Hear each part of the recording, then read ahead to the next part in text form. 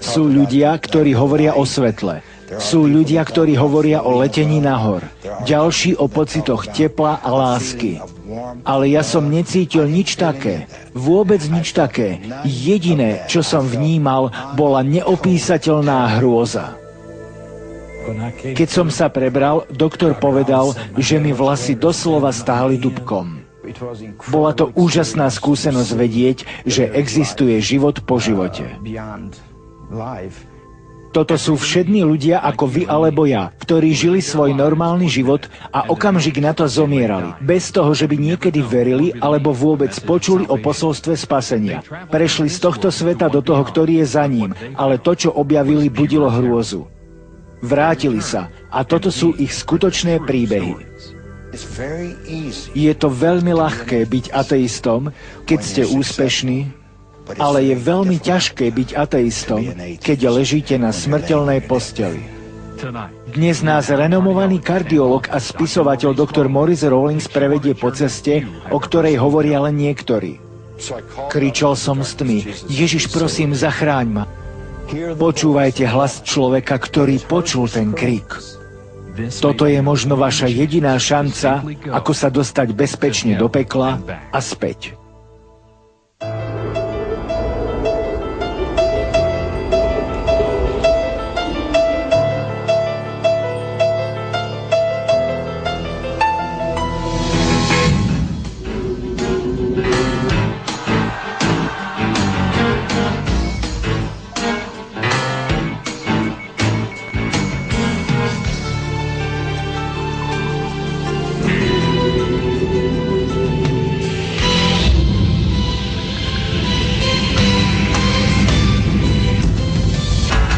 Do pekla a späť.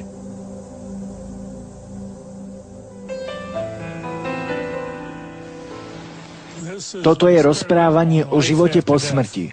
Celá história ľudstva je spätá s týmto očakávaním. Celá Biblia je postavená na živote po smrti, takisto všetky náboženstvá. Ale kto sa odtiaľ vrátil, aby nám ukázal, že naozaj existuje život po smrti? Ale teraz vďaka moderným resuscitačným metódam, ktoré dokážu obnoviť činnosť srdca a rozbehnúť dýchanie, vy a ja sa môžeme stretnúť s množstvom ľudí, ktorí vám povedia, čo je na druhej strane smrti. Porovnajte si to, čomu veríte, s prípadmi, ktoré vám ukážeme. O dobrých príbehoch ste už určite počuli, lebo ľudia radi hovoria o tom, aké to bolo, keď zomreli a vrátili sa späť. Ale skúsenosť z pekla je niečo, o čom ľudia príliš nechcú hovoriť, lebo je to zahambujúce. Ukážeme vám niekoľko takýchto príbehov, kde ľudia hovoria o skúsenosti pekla, aby ste vy nemuseli ísť tam, kam sa dostali oni. Prvý je príbeh pána Reagana, ktorý sa so svojím synom vybral na nákupy do blízkych potravín. Náhodou sa tam zaplietol do hádky s neznámym mužom, ktorý mu v návale hnevu rozbitou fľašou viackrát prerezal svaly a žily na ruke. A zvyšok príbehu vám ukážeme ako sfilmovaný príbeh. Bol som narkoman. Zrovna keď sme vchádzali do obchodu, zrazil som sa v dverách s chlapíkom, ktorý vychádzal von. Okamžite vypukla hádka. Veľmi som nerozmýšľal, udrel som ho a zrazil na zem. Muž spadol do hromady fľaší, ktoré sa ihneď rozbili. Hneď vyskočil z jednou z nich a začal na mňa útočiť. Zdvihol som ľavú ruku, aby som nejako zachytil jeho útok, a fľaša mi rozťala svaly bicepsu a taktiež veľké tepny na ruke. Krv mi striekala z ruky a hrozilo, že o malú chvíľu vykrvácam. Ale ja som bol tak plný hnevu, zloby a nenávisti, že som krvácajúc pokračoval v bitke ďalej. Môj syn od strachu hystericky kričal a majiteľ obchodu ku mne prišiel a povedal: ak sa nedostanete do nemocnice, o pár minút ste mŕtvi, vykrvácate. Potom ma zobral do môjho auta a odviezol do nemocnice. Keď sme sa dostali na operačný sál, bol som už ledva pri vedomí. Keď lekársky tím začal na mne pracovať, počul som, ako si hovoria: Nevieme mu pomôcť, musí byť prevezený do druhej nemocnice. A je možné, že príde o ruku. Keď ma nakladali do sanitky, prišla tam práve moja žena a tak nastúpila do auta a viezla sa so mnou. Ako sme sa so sanitkou rozbehli, mladý ošetrovateľ mi pozrel priamo do tváre, ja som však sotva videl, tak som bol slabý a povedal: Pane, potrebujete Ježiša Krista. Nepoznal som nejakého Ježiša a ani som nevedel, o čom ten chlap hovorí. Takže jediné, na čo som sa zmohol, bolo preklínanie. On však znovu hovoril: potrebujete Ježiša. A ako ku mne hovoril, zrazu sa mi zazdalo, že celá sanitka doslova vybuchla v plameňoch. Naozaj som si myslel, že sme explodovali. Bolo tam plno dymu a ja som sa pohyboval týmto dymom, ako by som išiel cez nejaký tunel. Po určitej dobe sa z dymu a temnoty zjavilo niečo, odkiaľ sa ozýval hlas množstva ľudí, ktorí kričali, stonali a bedákali. Keď som pozrel dole, bol to pocit, ako by ste sa dívali dole do otvoru sopky. Videl som oheň, dym a ľudí, ktorí boli vo vnútri tohto horiaceho miesta. Kričali a nariekali, lebo stále horeli. Zvláštne bolo, že neboli úplne spálení a strávení ohňom. A potom som vnímal, ako začínam klesať do toho miesta. Hádzal sa a mykal sa na posteli. Bedákal, stenal. Vyzeralo to, ako by s niečím zápasil. V tom čase som nebola kresťanka a nemala som ani potuchy o duchovnom boji.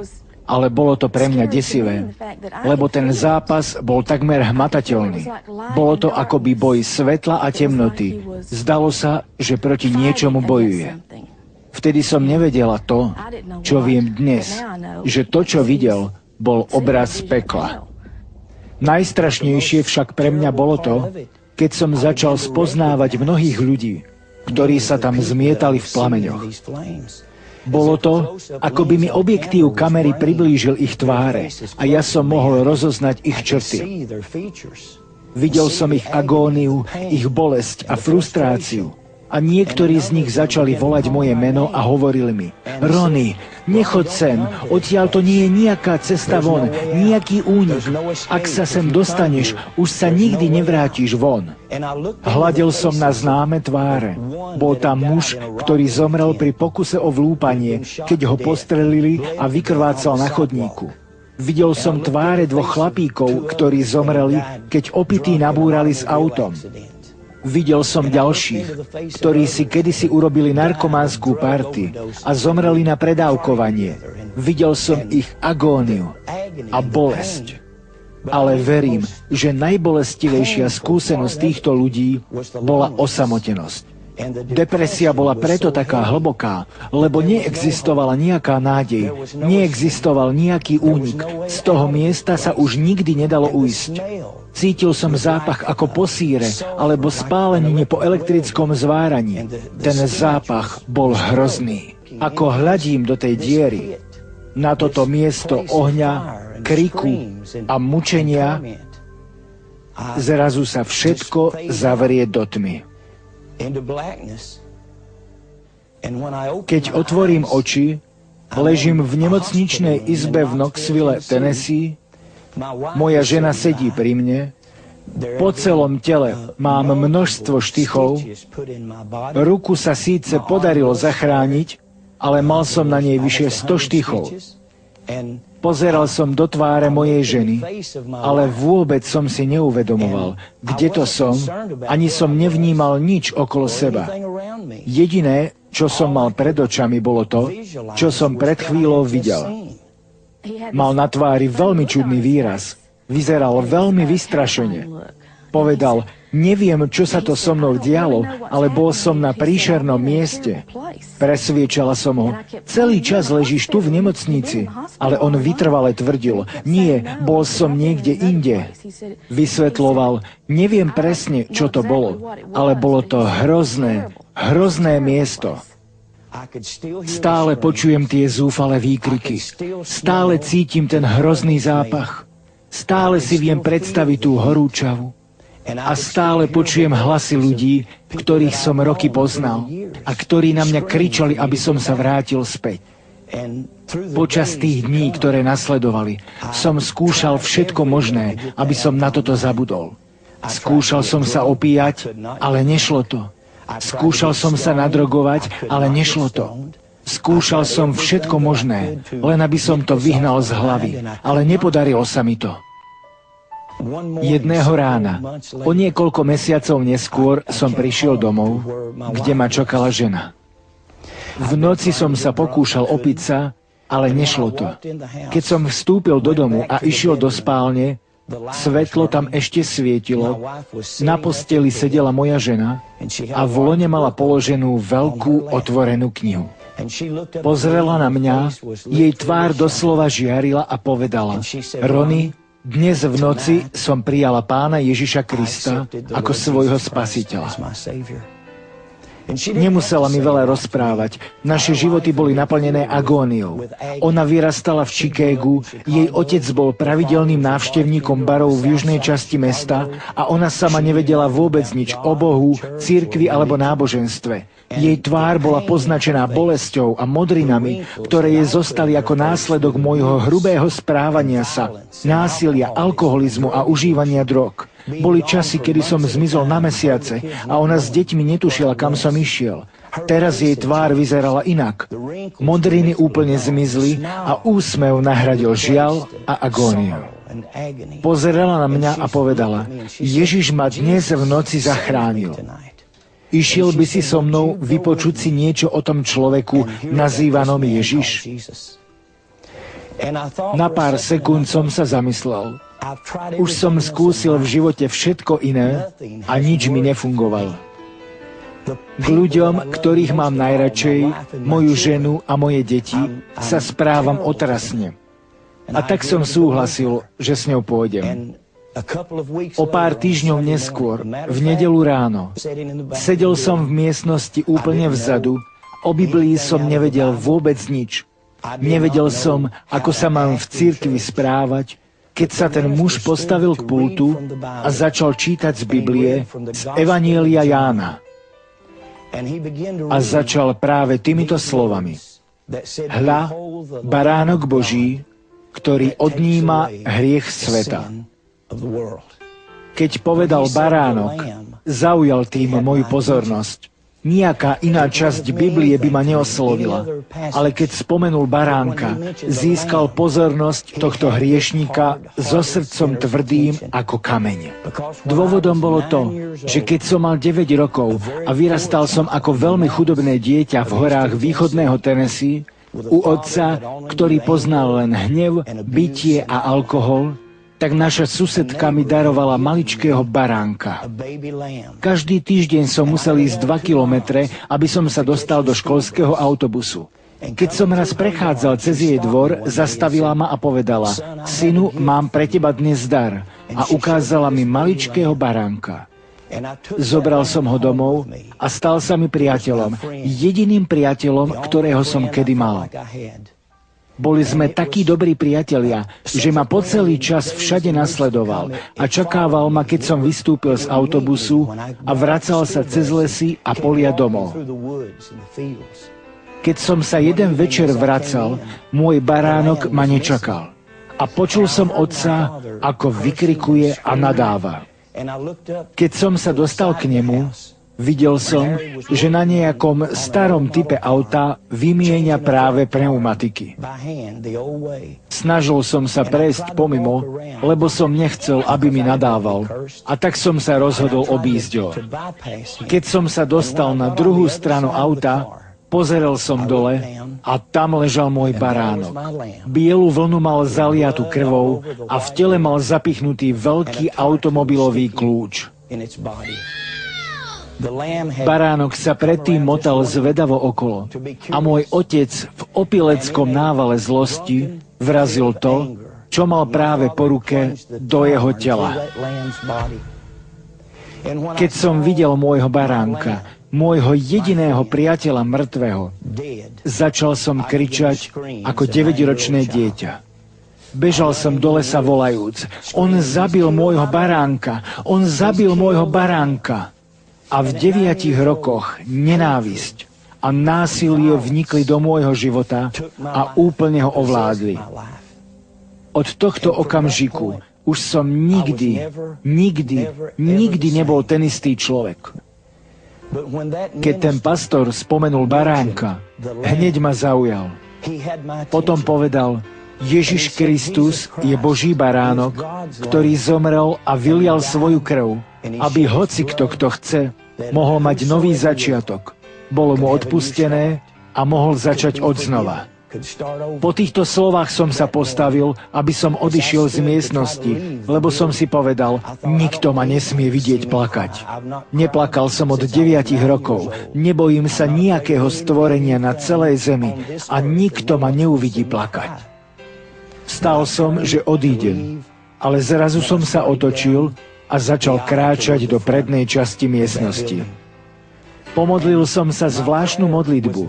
Povedal som Bohu: Bože, ak existuješ, Ježiš, ak naozaj si Boží baránok, prosím ťa, zabi ma, alebo ma uzdrav. Už viac nechcem žiť. Som na nič manžel, som na nič otec, nič vo mne nie je dobré. V okamžiku, ako som to povedal, bolo to, ako by temnota zmizla z môjho života. Vyhrkli mi slzy a prvý raz od mojich 9 rokov mi slzy začali tiecť po tvári. V tom okamžiku pocit viny zmizol z môjho života. Násilie, hnev a nenávisť zmizli z môjho života. A Ježiš Kristus sa stal vtedy pánom a záchrancom môjho života. Nevedel som, čo sa bude diať od tej chvíle ďalej. Ale Boh uzdravil moju myseľ, moje spomienky a bol som okamžite oslobodený od drogovej a alkoholovej závislosti. Zároveň mi tam bolo jasné, že musím ľuďom rozprávať to, čo som zažil. Môj život bol zachránený len preto, aby som ľuďom hovoril o mieste, ktoré som videl, a o nádeji v Ježišovi Kristovi, ktorý zachránil ľudstvo od tohto strašného osudu. Som tu opäť a s otázkou: je peklo len pre zlých, alebo aj pre dobrých ľudí? Ale predtým si povieme o tzv. OBE a NDE zážitkoch. Klinická smrť znamená to, že srdce aj dýchanie zastane a my ich musíme naštartovať späť. Títo ľudia sa vrátia zo smrti do života. Je to možné dovtedy, kým nenastane biologická smrť, keď odumrie mozog. NDE, skúsenosť blízkosti smrti, a OBE, mimotelový zážitok, sú niečo iné. Skúsenosť blízkosti smrti je to, keď namierim na vás zbraň a chcem vaše peniaze. Možno sa vydesíte až k smrti, ale stále žijete. Takýto zážitok majú aj mnohí ľudia, čo prežili ťažkú autohaváriu a takmer zomreli. Boli blízko, ale srdce ani dýchanie nezastali. Mnohé knihy však miešajú zážitky NDE a OBE s príbehmi ľudí, ktorí naozaj prežili klinickú smrť. My tu skúmame len príbehy ľudí, ktorí skutočne zomreli a vrátili sa späť. OBE, mimotelový zážitok, znamená dostať dušu z tela bez zomretia. Ide o to, aký je to pocit byť mŕtvý bez toho, že zomriete. Vypôsobí to napríklad hlboká hypnóza, robia to guruovia v Indii cez meditačné techniky a mantry. Dá sa to dosiahnuť chemickou hypnózou alebo rôznymi okultnými praktikami alebo využitím tzv. Hadej sily kundalíny, ktorá sa koncentruje v dolnej časti chrbtice a pomocou energetických centier tzv. Čakier. Tento druh energie využíva aj akupunktúra. Existujú rozličné metódy, ako sa dostať von z tela, aby ste mohli okúsiť život mimo tela, keď sa duch oddeli od tela, a takýmto spôsobom definuje smrť aj Biblia. My tu budeme hovoriť o trvalom oddelení, nie o takom, ktoré si dokáže človek vypôsobiť sám. Takže dnes tu neskúmame žiadne prípady NDE alebo OBE, ale len prípady skutočnej klinickej smrti. Do tejto kategórie patrí väčšina pravých skúseností po smrti. Jedného takéhoto človeka vám dnes predstavíme. Volá sa Charles McCaig a tento 57-ročný poštár mal problémy s bolestiami v oblasti hrudníka.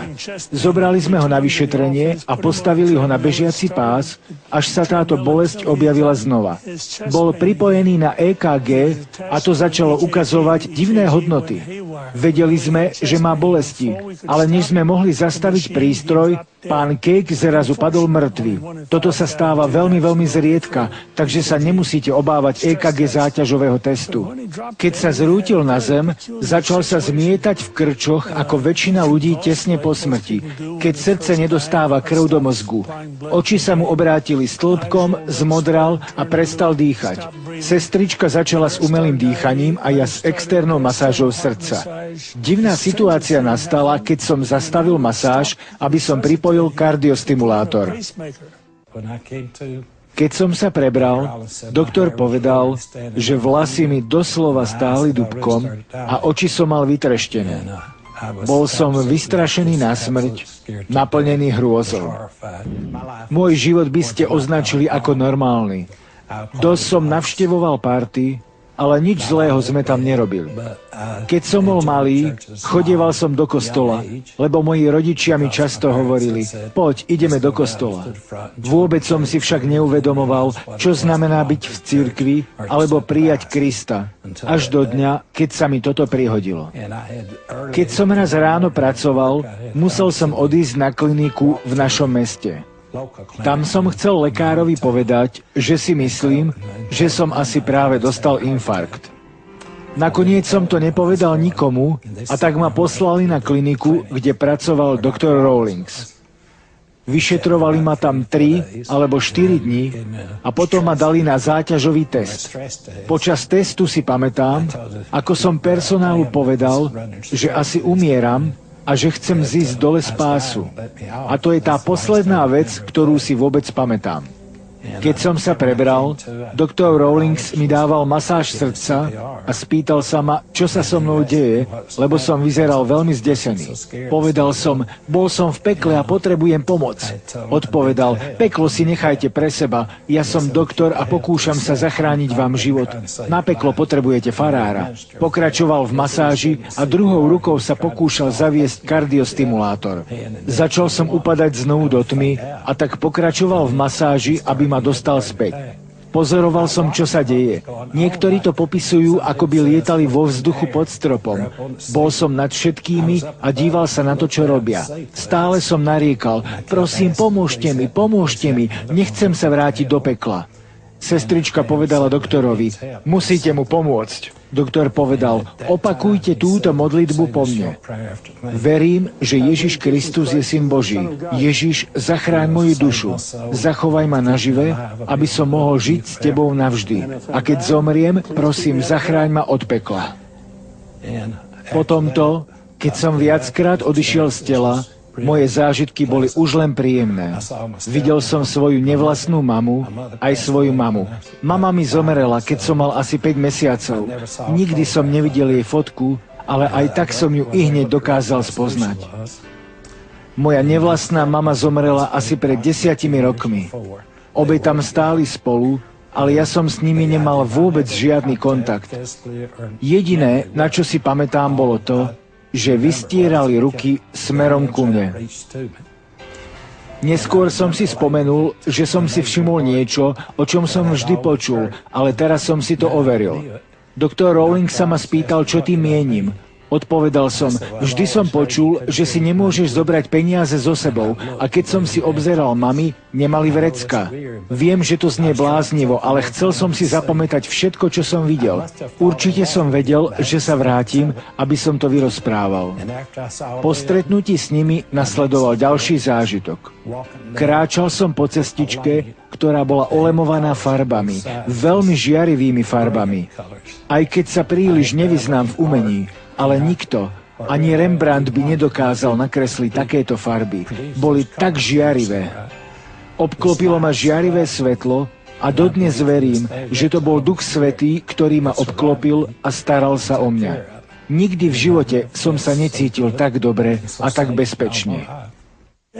Keď sa toto všetko skončilo, až potom som si uvedomil, čo sa stalo. Bolo to dvojité obrátenie. Táto krátka modlitba obrátila k Bohu nielen toho ateistu, ktorý zomieral na podlahe, ale aj mňa, toho ateistického doktora, ktorý ho oživoval. To je jediný dôvod, prečo tu teraz pred vami stojím, aby som vám povedal, že život po smrti existuje, ale nie je vždy dobrý. Po tom, čo ste videli, je väčšine z vás jasný rozdiel medzi zamdletím, klinickou smrťou a biologickou smrťou. Vezmime si príklad Charlesa McCaiga. Stál na bežiacom páse a ja som vedel, že je v klinickej smrti. Tváril sa veľmi vystrašene, chcel sa niečo spýtať a vyjavene na mňa hľadel. Ako kráčal na páse, zbadal som, že jeho srdce a dýchanie zastali a on pritom ešte nejakú chvíľu kráčal a hovoril so mnou, až kým nedostatok krvi v mozgu spôsobil, že padol mŕtvy. Bol mŕtvy a ani o tom nevedel. Mal som mu to povedať. Čo sa s ním dialo potom? I hneď sme začali s resuscitáciou, to jest s masážou srdca a umelým dýchaním. Podarilo sa nám rozbehnúť srdce, obnoviť dýchanie a pacient ožil. Toto bol prípad klinickej smrti. Biologická smrť by nastala, ak by uplynul časový interval približne 4 až 6 minút potom, ako zastalo srdce, nedodávalo by viac kyslík do mozgu a po zastavení dýchania. Mozgové bunky, ktoré sú najcitlivejšie z celého tela, by začali odumierať a nastala by smrteľná strnulosť, telo stúhne ako doska. Tu by už pomohlo jedine vzkriesenie, ktoré dokáže urobiť len Boh. My môžeme urobiť len resuscitáciu. To je nám povolené. Ďalej vám ukážeme prípad doktora Whitakera, ktorý bol v čase nášho príbehu ateistom a s Bohom nemal vôbec nič dočinenia. Prihodilo sa mu však niečo, čo zmenilo jeho život. Pozývame vás, aby ste to teraz spolu s ním mohli prežiť. Mal som vtedy veľa priateľov v zábavnom priemysle. Medzi nimi bol napríklad aj Ringo Starr a mnohí ďalší. Práve natáčali pre televíziu na západnom pobreží USA a jeden z nich mi zavolal a spýtal sa ma, či nechcem prísť. Povedal som mu, že prídem veľmi rád, lebo som vedel, že tam bude veľa chlastu a zábavy. A pokým oni natáčali, ja som si to tam užíval. Potom, čo som tam strávil 3 alebo 4 dni, som ochorel. Ochorel znamená, že som cítil prudkú bolesť v bruchu a preto som odletel do Oklahoma City. Tam som zavolal môjmu priateľovi senátorovi a požiadal som ho, aby pre mňa poslal auto. Poslal mi auto a zaviezli ma domov. Tam som sa prihlásil na vyšetrenie vo Watleyho nemocnici v Texakene. Bolo to vo februári roku 75. Keď ma vyšetrili, tak zistili, že chemické zložky v mojom tele boli tak mimo normálnych hodnôt, že mi museli dávať umelú výživu, aby ma dali dokopy. V čase, keď sa to stalo, som bol ateistom. Nie hociakým, ale veľmi zatvrdilým ateistom a žil som len pre seba. Po operácii ma dali na jednotku intenzívnej starostlivosti a keď som sa prebral, bol som pripojený na respirátor, ktorý dýchal namiesto mňa. Nebol som vôbec schopný rozprávať a ležal som tam v kóme. Ale počul som nemocničný personál hovoriť o tom, aký som chorý, ako zomriem a že sa už nikdy nedostanem z nemocnice. Po 3 dňoch som už dokázal dýchať sám. Pamätám si, ako mi doktor Duncan, chirurg, ktorý ma operoval, povedal: Don, ak máš niečo, čo treba dať do poriadku, ak je niečo, čo musíš podpísať, urob to čo najskôr, lebo nie sme si istí. Nie sme si istí, koľko času ešte máš. Vedel som, že to, čo mám, je ťažká forma akútnej hemoragickej nekrotickej pankreatitídy. S touto chorobou neprežijete. Dá sa žiť s pankreatitídou, môžete žiť dokonca aj s akútnou pankreatitídou, ale nie s takou chorobou, akú som mal ja. Doktor povedal mojim 2 synom, že do rána budem mŕtvy. Neočakávali, že by som to prežil. A tak tam ležím ako človek, ktorý sa otvorene hlási k ateizmu. Hlásiť sa k ateizmu znamenalo, že som neveril v Boha. Veril som v energiu vesmíru, lebo som ju videl. Stretol som sa so životom aj so smrťou, lebo ako lekár som sa pohyboval medzi nimi. Veril som v niečo. Ale prosím vás, nehovorte mi o Bohu. A najmä mi nehovorte o nejakom vzkriesení a narodení z panny a o podobných nezmysloch, lebo ja som vedec, výskumník, mám z toho doktorát. A väčšina ľudí z oblasti vedeckého výskumu neverí v Boha. Oni neveria v nejakú zvrchovanú bytosť. Teraz už síce začínajú veriť, že vesmír je starostlivo usporiadaný, lebo čím viac ho spoznávame, tým viac ten poriadok vnímame. Ale ja som bol ateistom. Je veľmi ľahké byť ateistom. Keď ste úspešní a keď ste sa dokázali vypracovať z ničoho na jedného z najvplyvnejších ľudí v tej časti krajiny, kde žijete. Na jedného z politicky najmocnejších ľudí v štáte Oklahoma. Je veľmi ľahké byť ateistom, keď sa vám toto všetko podarilo. Môžete kľudne odpočívať a hovoriť: ja Boha nepotrebujem. Čo je to Boh? Je však veľmi ťažké byť ateistom, keď už ležíte na smrteľnej posteli, pretože vtedy začnete uvažovať. Čo ak títo ľudia majú naozaj pravdu? Viete, existoval jeden človek, volal sa Ron Short, ktorý stál medzi mnou a bránami pekla. Jeden človek, ktorý mi ešte predtým, než som ochorel, 5 rokov rozprával o Ježišovej láske. Jeden človek. Hovorievali sme spolu a mal som ho naozaj rád, pretože vždy urobil to, čo slúbil, že urobí. Bol jediným človekom, ktorého som počul verejne hovoriť o tom, že je kresťan a ktorý zároveň aj žil podľa toho, o čom rozprával. Naozaj som si ho vážil. Síce som neveril tomu, čo hovoril, ale vážil som si ho. Ale keď som ležal na smrteľnej posteli a vedel som, že onedlho zomriem, hádajte, na koho som myslel. Premýšľal som, čo ak má Ron pravdu? Čo ak naozaj existuje nebo a peklo? A ihneď potom táto najnaliehavejšia otázka naplnila moju myseľ. Ako môžem byť spasený? Čo to je spasený? Čo to je spasený? Ako môžem byť spasený? Preto som dal poslať pre Rona. Chcel som, aby prišiel a aby urobil všetko, čo bolo treba. Nemal som ani potuchy, čo má so mnou spoločné nejaký človek, ktorý pred 2000 rokmi v Izraeli visel na dreve. Ale vedel som, že má niečo, čo ja musím mať. V tú noc som poslal pre Rona, ale Ron nebol doma, lebo odišiel do Alabamy. Tak som požiadal známych, aby ho zavolali ku mne. Tá noc bola najdlhšou nocou, akú som kedy v živote zažil. Či už predtým, alebo potom. V tú noc, ako som ležal v posteli, začal som strácať vedomie a začal som odchádzať. A ako som odchádzal, začal som zostupovať dole. Bola tam temnota. Bola tam taká strašná tma. Bol to pocit, ako by tá najtemnejšia temnota prenikla do vášho najhlbšieho vnútra. Môžem určite povedať, že som opustil svoje telo, pretože si presne pamätám, ako som sa do neho opäť vrátil. Neviem, kam som sa dostal mimo svojho tela. Sú ľudia, ktorí hovoria o svetle, sú ľudia, ktorí hovoria o vznášaní sa nahor, sú ľudia, ktorí hovoria o teple alebo o láske. Ja som necítil nič také, nič takéto. Vnímal som len nevýslovnú hrôzu. Nevýslovnú hrôzu. Pretože som vedel, že ak dokončím túto cestu, ak padnem až dole, už sa nikdy nevrátim späť. V mojom najhlbšom vnútri som to jednoducho vedel. A tak som zápasil celú noc. Neskôr mi povedali, že som nielen zvliekol plachtu z madracu, ale stiahol som celý matrac na seba, lebo som musel vydržať. Musel som počkať, až kým sem nepríde Ron. Čokoľvek mal urobiť, musel som dovtedy vydržať. Ale opäť, ako som opúšťal svoje telo, klesal som dole do hlbokej temnej hrôzy. Začala mi chladnúť pokožka. Nebol to taký druh chladu, ako keď vyjdete von do zimy.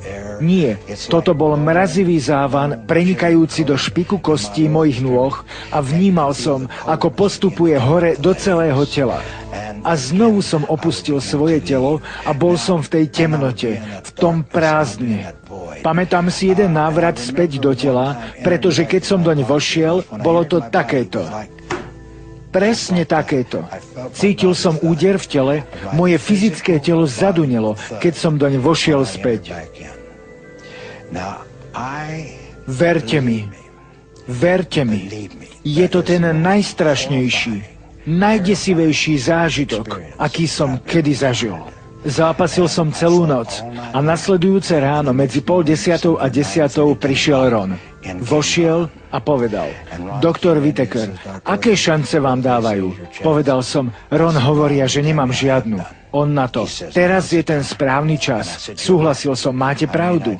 Predtým som ho preklínal, plúval som naň, ale teraz nastal ten správny okamih, lebo som musel mať všetko to, čo mal on, pretože na zemi mi už zostávalo len málo času a netušil som, kedy sa vyberiem na ďalší výlet a dôjdem až do konca. Vtedy ma Ron jednoducho previedol modlitbou hriešníka. Nemal som ani tušenia, čo je to za modlitba, ale dôveroval som Ronovi.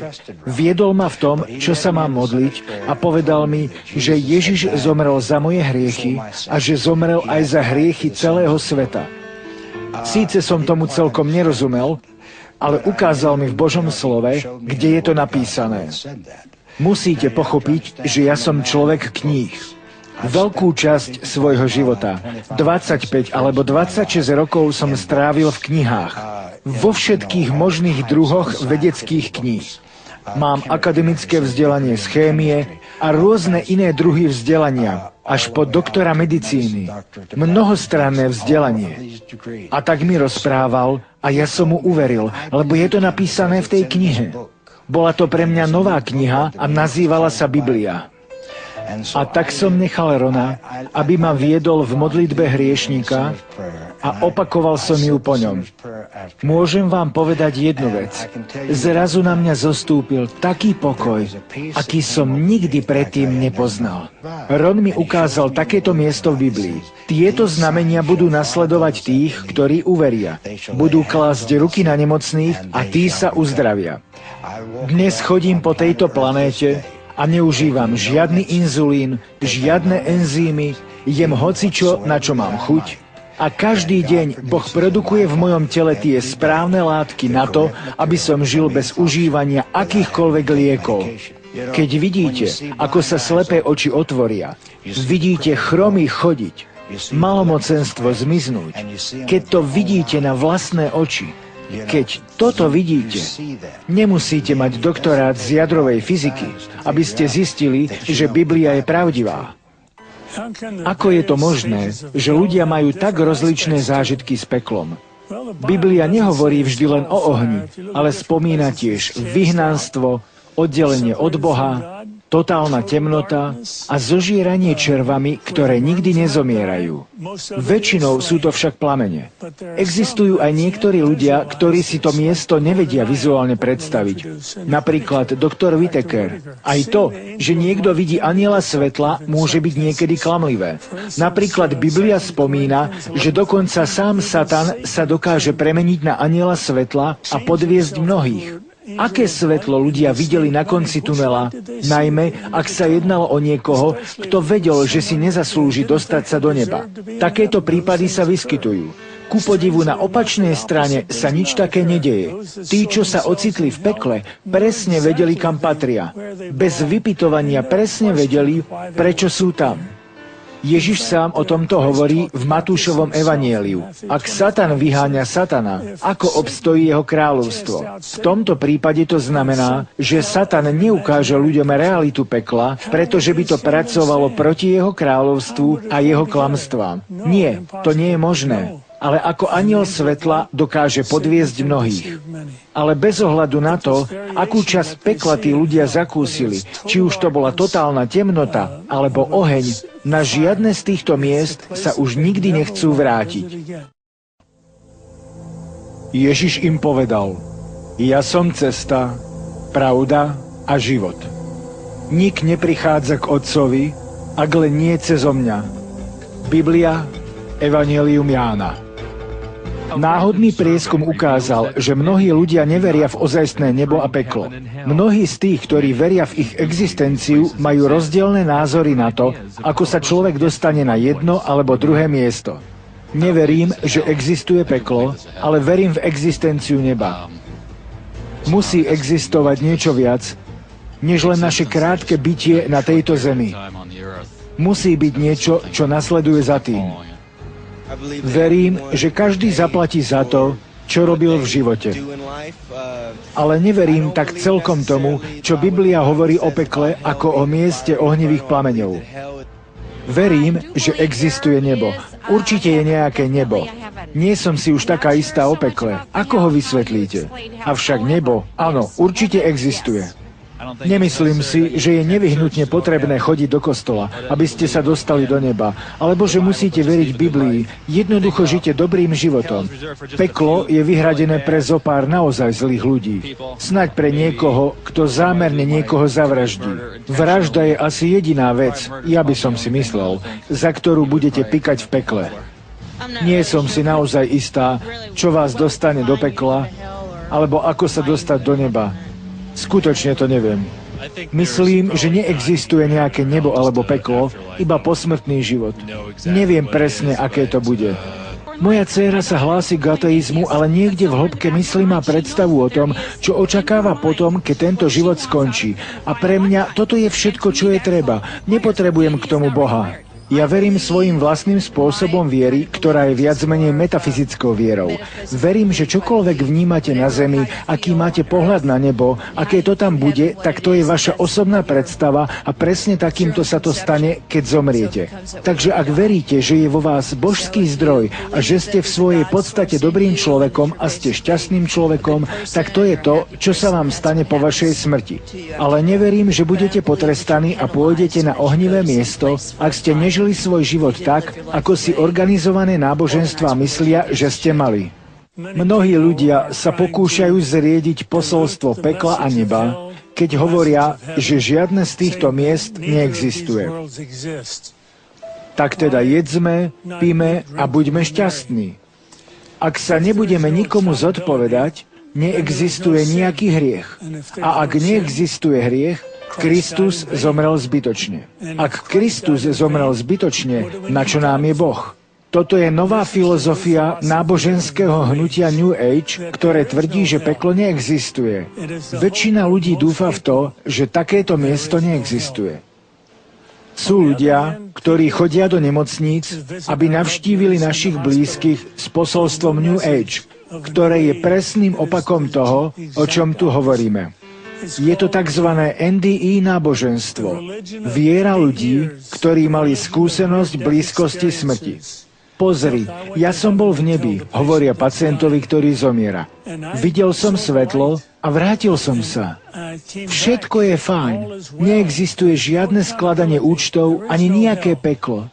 Nebeské brány sú doširoka otvorené pre všetkých, čo zomrú. Pozri na mňa, ja som ateista a som tu. Nemusíš mať starosti. Smrti sa vôbec nemusíš báť. Ja tu zostanem s tebou. Tvoja rodina sa príliš bojí na to, aby tu bola pri tebe, keď zomieraš, ale ja nie. Dovol mi držať ťa za ruku a rozprávať ti o tých úžasných veciach, ktoré ťa tam očakávajú. O tom nádhernom svetle na konci tunela, kde nie je nejaká starosť, ani prehra. Len výhra. Si prijatý taký, aký si. Neexistuje žiadne nebo ani peklo. Je tu len večnosť pre všetkých. Toto je filozofia hnutia New Age, zvaná Viera Omega, podľa ktorej sa každý dostane do neba. V poslednom období títo ľudia prichádzajú do nemocníc a utešujú tým zomierajúcich, lebo kresťania túto službu zanedbávajú. Služba umierajúcim je celkovo najviac zanedbávanou službou. Nikto to nechce robiť, lebo všetci sa boja umierajúceho pacienta. Ale ten zomierajúci človek chce vedieť, aké je vlastne zomieranie. Bolí to? Existuje život po smrti? Existuje nebo a peklo? Ako si môžem byť istý, že sa dostanem do neba?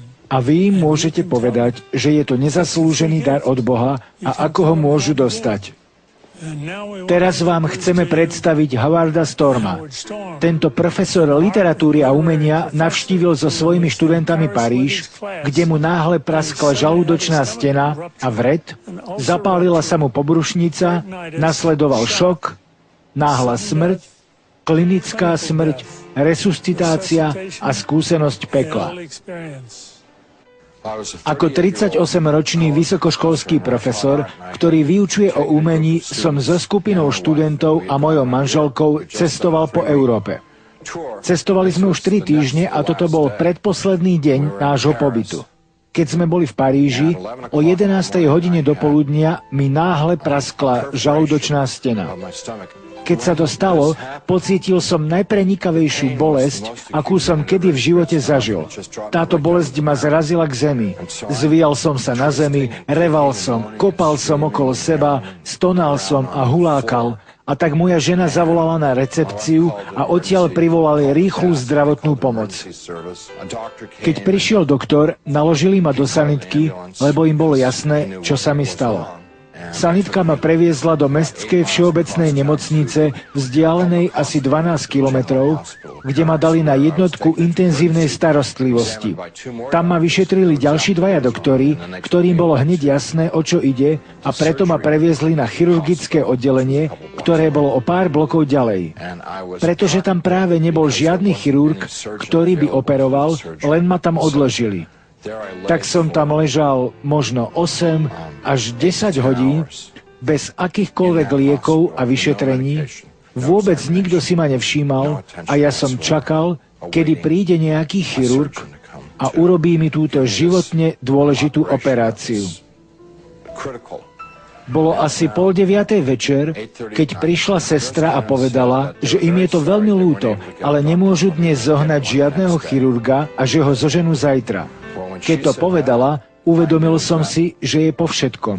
Vedel som, že toto je môj koniec. Jediné, čo ma držalo pri živote, bolo to, že som nechcel zomrieť. Zomieranie ma desilo na smrť, pretože vtedy som bol ateistom, neveriaci, človek, ktorý žije len pre potešenie z prítomnosti, a umieranie bola tá najhoršia, okrem bolesti, ktorú som cítil, tá najhoršia vec, čo sa mi mohla prihodiť, lebo znamenala koniec života a potom už nebude nič. Ale keď mi to oznámila, tak predstava, že v takejto bolesti musím vydržať ešte minúty, hodiny, bola neznesiteľná a vzdal som to. Pevne som sa držal nádeje, že zoženú doktora, vezmu ma na sálu, otvoria ma a vyriešia môj problém. Ale keď mi povedali, že ho nemôžu zohnať, povedal som žene, je čas rozlúčiť sa, lebo o chvíľu zomriem. Postavila sa, objala ma, ja som ležal v posteli, povedala mi, ako veľmi ma ľúbi, a ja som jej povedal, ako ju veľmi ľúbim, a bolo to veľmi smutné. Dali sme si posledné s Bohom, povedali sme si ešte veci, ktoré si poviete, keď ste 20 rokov zosobášení.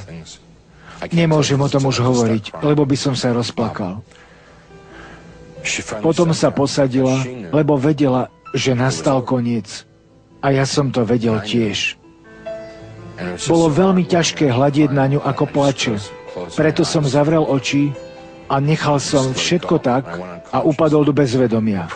Bol som v bezvedomí len veľmi krátko, možno niekoľko minút. A zrazu som bol pri vedomí. Otvoril som oči a keď som sa rozhliadol, stál som vedľa svojej postele. Presne som vedel, kde sa nachádzam a čo sa doteraz stalo. Mysel som mal dokonale jasnú. Cítil som sa živší a skutočnejší, než kedykoľvek predtým v živote. Ľudia sa pýtajú, bol si duchom?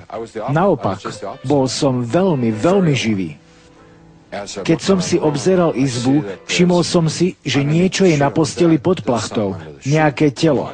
Nahol som sa cez posteľ, lebo hlava bola otočená na druhú stranu, pozrel som do tváre a vyzeral ako moja. To nie je možné, veď tu stojím živý a cítim sa dobre. Nie dobre, ale výborne. Tak som sa pokúsil hovoriť so ženou. Počuješ ma? počuješ ma? To nie som ja. Čo sa to tu deje? Ale ona ma nepočula ani nevidela. Myslel som si, že ma naschvál ignoruje a kvôli tomu som sa na ňu veľmi nahneval. Veď si ma vôbec nevšímala. A tak na ňu kričím a hulákam. Čo sa to tu deje? Čo tu robí to telo, ktoré vyzerá ako ja? Ako sa dostalo do postele? Začal som mať podozrenie, že telo v posteli som asi ja, ale nechcel som o tom premýšľať, lebo to bola hrozná predstava. A tak som bol viac a viac rozčúlený, lebo všetko to bolo príliš bláznivé. Toto nemôže byť pravda, veď je to nemožné. Mám na sebe nemocničný plášť a všetko vyzerá veľmi reálne. A zrazu počujem nejakých ľudí, ktorí ma zvonku volajú veľmi jemným, láskavým hlasom. Havard, musíš ísť teraz s nami? Poď rýchlo, vyjdi von.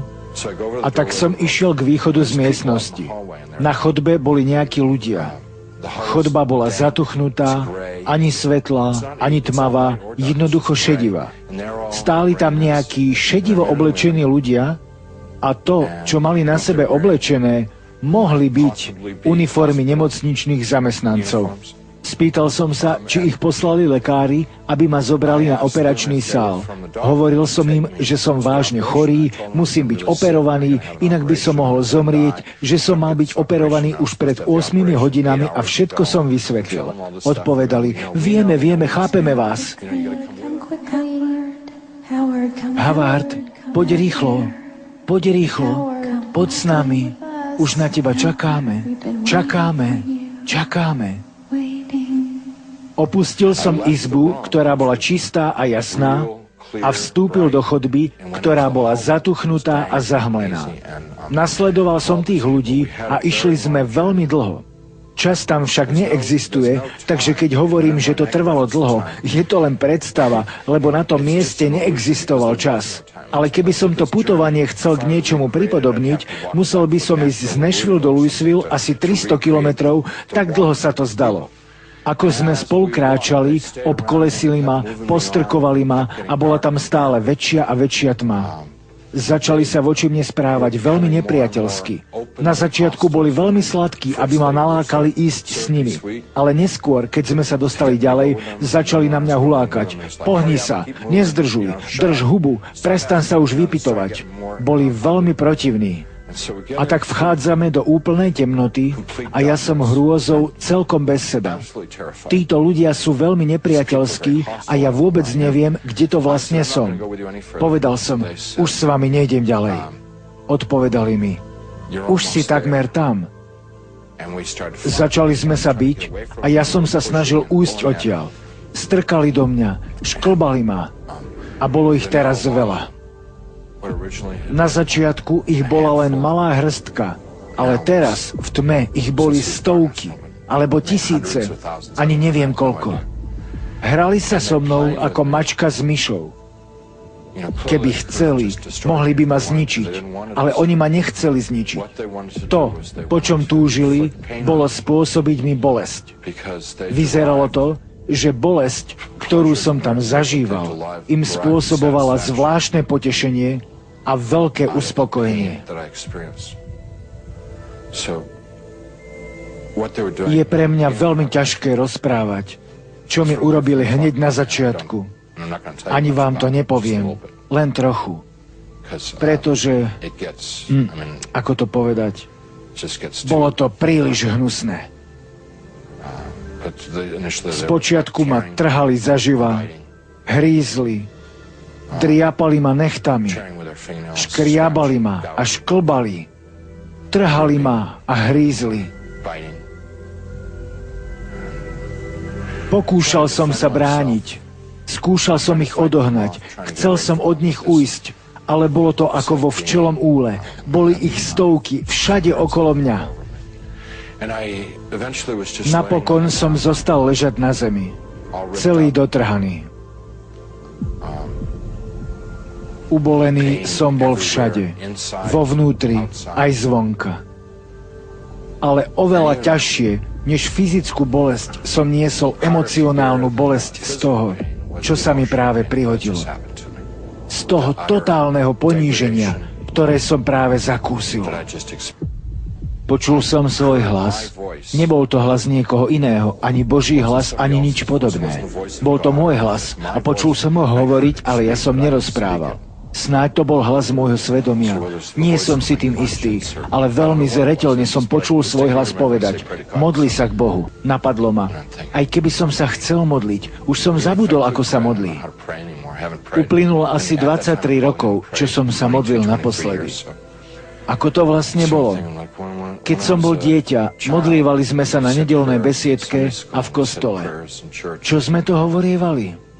Snažil som sa spomenúť si, lebo pre mňa vtedy modlitba znamenala recitovanie niečoho, čo som sa naučil. Myslel som si, že toto je modlitba. Tak som to skúsil. Pán je mojím pastierom, chlieb náš každodenný daj nám dnes, moja vlast je... Počkaj, to nie je modlitba.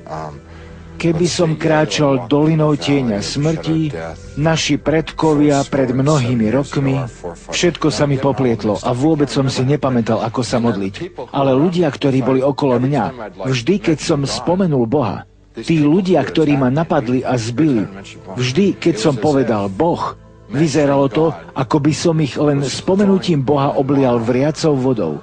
Začali revať, jačať, vrieskať, preklínali a rúhali sa Bohu najhorším spôsobom, aký som kedy počul. Zvláštne ešte bolo, že nedokázali pri mne vydržať, keď som hovoril o Bohu. Bolo to pre nich tak bolestivé počúvať o Bohu, že ustupovali a ustupovali dozadu. Vnímal som, že ich môžem vytlačiť preč tým, že budem hovoriť o Bohu. Tak sa pokúšam spomenúť si na modlitby, ale som stále viac zmetený a v hlave mi znie: už som z toho blázon. Ležím tam a zrazu si uvedomím, že všetci odišli a som tam sám. Aj keď som tam vôbec nechcel byť, vyzeralo to, že je to presne to miesto, kam patrím. Jasne som vnímal, že toto si zaslúžim, pretože presne takto som žil. Neviete si predstaviť, akú strašnú bolesť táto predstava pôsobila mojej duši. Tak tam ležím nekonečne dlho a premýšľam o svojom osude. A niekde z hĺbky mojej mysle sa vynára obraz mňa samého. Ako malého dieťaťa, ktoré sedí v nedeľnej besiedke a spieva pieseň o tom, ako ho Ježiš ľúbi. Ježiš ma ľúbi, la la la. Jesus loves me, la la la. Keď som si spomenul, ako som to spievaval, v mysli mi znel môj detský hlas, ktorý spieval túto pieseň. O mnoho dôležitejšie však bolo to, že som cítil v srdci, že v mojom živote bolo obdobie, kedy som bol mladý a nevinný, keď som veril v niečo dobré, keď som veril v niečo iné, než v seba samého, keď som veril v niekoho, kto je úplne dobrý, všemocný, kto sa naozaj o mňa stará. A vedel som, že práve toto chcem späť. To, čo som stratil, čo som odvrhol, čo som zradil, chcel som to späť. Nepoznal som Ježiša, ale chcel som poznať Ježiša. Nepoznal som jeho lásku, ale chcel som ju poznať. Nevedel som, či je skutočný, ale chcel som, aby bol skutočný. Bolo to preto, lebo som dôveroval tomu, že v mojom živote bolo obdobie, kedy som v niečo veril a ako dieťa som vedel, že to je naozajstné a pravdivé. A chcel som opäť tú dôveru, že je to pravda. A tak som zakričal do tmy: Ježiš, prosím ťa, zachráň ma. A on prišiel. Naozaj prišiel. Začalo to ako drobný, tenký lúč v temnote, ale veľmi rýchlo sa to rozžiarilo. Svetlo sa stalo tak žiarivým, že ak by to bolo vo fyzickom svete, určite by ma to spálilo. Zhorel by som na uhol. Ale táto žiara nebola ani horúca, ani nebezpečná. To svetlo ma zalialo a on sa načiahol po mne. Bol v tom svetle, uchopil ma z toho svetla a jemne ma začal zdvíhať. V jeho svetle som uvidel, že som skrvavený, špinavý a celý pokrytý ranami. Vyzeral som ako mŕtvola po autonehode. a tak jemne vsúva svoje ruky podo mňa a veľmi nežne ma dvíha. Ako sa ma dotýka, všetko zrazu mizne. Všetky rany, všetká bolesť a všetká špina, ako keby sa odrazu vyparili preč. Som tu neporušený, uzdravený a vo vnútri naplnený jeho láskou. Keby som vám to tak vedel lepšie opísať. Je mi to tak veľmi ľúto, že to ľuďom neviem lepšie vysvetliť. Veď toto je to najlepšie, čo sa mi kedy v živote prihodilo. Je to pre mňa všetko. Najvyšším zmyslom ľudského života je poznať túto lásku. Ale aj keď som ju zažil, nemám slova, ktorými by som vám ju opísal. A tak ma drží, objíma ma a hladí môj chrbát, ako by to robil otec synovi alebo matka svojej dcére. Len ma jemne hladká po chrbte. Ja mu plačem v náručí ako malé dieťa od šťastia. Kvôli pocitu uvoľnenia, lebo som bol stratený a našiel ma. Bol som mŕtvý a priviedol ma späť do života. Potom ma vyniesol von z toho miesta a išli sme hore. Stúpali sme smerom k svetu svetla a ja som začal mať pocit hroznej hanby. Veď som taký zlý. Pripadal som si ako špina, odpad, nečistota. Pomyslel som si, zmýlil sa. Nepatrím sem, on ma nechce. Hanbil som sa, ako by sa mohol zaujímať o mňa. Prečo práve o mňa? Ja som zlý. A potom sme zastali. Neboli sme ani v pekle, ani v nebi, boli sme niekde medzi tým. Zastali sme a Ježiš povedal, my nerobíme chyby. Patríš sem. Začali sme sa spolu rozprávať a on mi vysvetľoval niektoré veci. Potom priviedol nejakých anielov, ktorí prešli celý môj život, od začiatku do konca. To, čo mi chceli ukázať, boli veci, ktoré som robil dobre a ktoré som nerobil dobre. To, čo bolo rozhodujúce, bolo veľmi, veľmi jednoduché. Keď som bol milujúcim, vľúdnym človekom, ohľaduplným voči ostatným, spôsobilo to, že anjeli boli šťastní, Ježiš bol šťastný a dali mi poznať, že aj Boh bol šťastný. Ale keď som bol sebecký a chcel som ľudí ovládať, spôsobil som, že anjeli boli nešťastní, Ježiš bol nešťastný a dali mi vedieť, že aj Boh bol z toho nešťastný. To, čo sa mi najjednoduchším spôsobom snažili vysvetliť, bolo, že celý dôvod mojej existencie bol milovať Boha a milovať svojich blížnych ako seba samého. Kvôli tomuto som bol stvorený a toto som mal na tomto svete robiť a učiť sa. A ja som v tom zlyhal. Povedali mi, že sa musím vrátiť späť na tento svet a to ma naozaj zarmútilo, pretože som chcel ísť do neba. Predtým mi opísali nebo ako to najzábavnejšie, najzaujímavejšie a najúžasnejšie miesto. Každý by sa chcel dostať do neba a ja som sa tam chcel dostať. Povedali však, že nie som pripravený a že ešte neprišiel môj čas ísť do neba.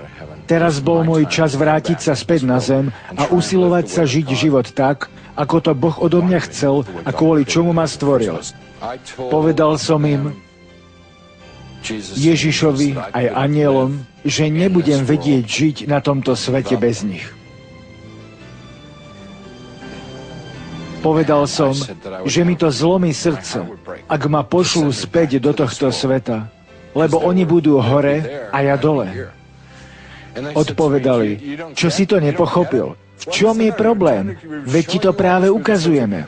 My sme tam vždy boli s tebou. Boli sme tam dole s tebou po celý čas. Nikdy si tam dole nebol sám. Povedal som, dobre, ale raz za čas mi musíte dať vedieť, že ste okolo mňa. Tak mi slúbili, že ak sa budem modliť, vyznávať svoje hriechy Bohu, ak odovzdám to, čo mám Bohu, a to, čo mienili tým, čo mám, boli moje obavy, starosti, nádeje, moje sny. Jednoducho, keď to všetko vydám Bohu, potom prídu chvíle, keď mi dajú vedieť, že sú tam, keď budem v svojom srdci vedieť, že sú tam. Nebudem ich síce vidieť, ale budem cítiť tú istú lásku, ktorú som zažíval vtedy hore. Povedal som, ak ma uistíte, že ju budem môcť vnímať, tak by som mohol žiť v tomto svete. Slúbili, že to urobia a s týmto ma poslali späť. Po tejto skúsenosti tá istá sestrička, ktorá nám pred pár minútami na izbe povedala, že nemôžu zohnať doktora, zrazu vbehla do izby a povedala, že doktor prišiel do nemocnice, čo bolo samo o sebe malý zázrak, lebo bolo niečo medzi 9:30 a 9:30 v noci. Povedala, doktor práve dorazil do nemocnice a okamžite vás ideme operovať. Prišli ďalší ošetrovatelia a vyviedli moju ženu von z izby. Dosť mi to vadilo, lebo som im chcel povedať, a samozrejme tiež mojej žene, čo sa mi práve prihodilo. Preto keď ma viezli na operačný sál a na chodbe som míňal svoju ženu, povedal som jej, všetko bude výborné. A ona sa hneď pustila do plaču, lebo si myslela, že to sú slova na rozlúčku. Zvláštna vec na tejto skúsenosti je to, že spomienka na ňu ani trocha nevybledla. Je stále veľmi intenzívna. A nemyslím, že sa to niekedy zmení. Verím, že jeden z dôvodov, prečo ma Boh previedol cez túto skúsenosť je to, aby som mal príležitosť podeliť sa s ňou s niekým. Neviem, komu to zrovna poviem a nikdy to vlastne neviem. Ale dostal som túto príležitosť hovoriť o tom iným, aby im to pomohlo. Modlitba viery, modlitba spasenia, to nie je len nejaká modlitbička. Je to jediná cesta k Otcovi. A iná cesta neexistuje. Hovorím k ľuďom z hnutia New Age, ktorí veria, že všetci pôjdeme do neba. Že môžeš uctievať hocičo, môžeš uctievať muchu, môžeš objímať stromy, môžeš uctievať kryštál alebo hviezdy. Mám pre nich novinu. Nedostanú sa do neba, ak nepríjmu Ježiša Krista ako svojho pána a spasiteľa. Pretože Božie slovo hovorí, že jediná cesta k Otcovi je cez Syna. Nechoďte do pekla, prosím vás. Veľmi vás o to prosím. Nechoďte do pekla. Nebolo pripravené pre vás. Ak ste spasení, je to preto, že ste prijali Ježiša. Za žiadnu cenu to neodkladajte na zajtra. Veď možno tu už zajtra nebudete. Je to najlepšia vec, akú som zažil. Môžete cítiť Ježišovu prítomnosť dnes, na tom mieste, kde ste, v tomto čase. Boh nechce, aby niekto zahynul.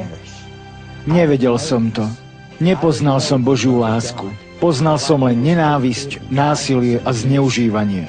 Ale existuje niekto, komu na vás záleží a volá sa Ježiš. Kto je Syn? On je slovom Božím, ktoré sa stalo telom a prišlo bývať medzi ľuďmi. Toto slovo je cesta k Otcovi. Rozhodni sa. Nie zajtra, nie neskôr, rozhodni sa práve teraz. Odovzdáš srdce Ježišovi, alebo nie. Ak chcete mať život po smrti, tak radšej príjmite Ježiša. Hľa, stojím pred dvermi a klopem. Ak niekto počuje môj hlas a otvorí mi, vojdem k nemu a budem večerať s ním a on so mnou. Slová Ježiša z Biblie z 3. kapitoly knihy Zjavenia.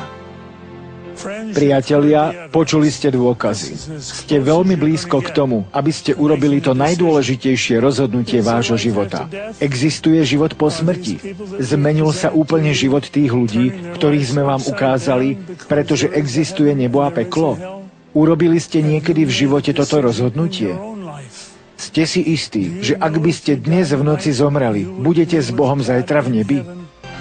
Ak ste sa rozhodli zveriť svoj život do rúk Božieho Syna Ježiša Krista, Tak teraz z celého srdca povedzte Bohu nahlas túto modlitbu. Pán Ježiš, verím, že si zomrel za mňa a že si bol na tretí deň vzkriesený z mŕtvych.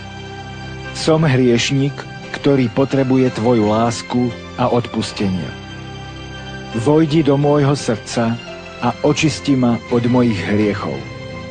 Vyznávam ťa ako svojho spasiteľa a pána a teraz prijímam od Teba dar večného života.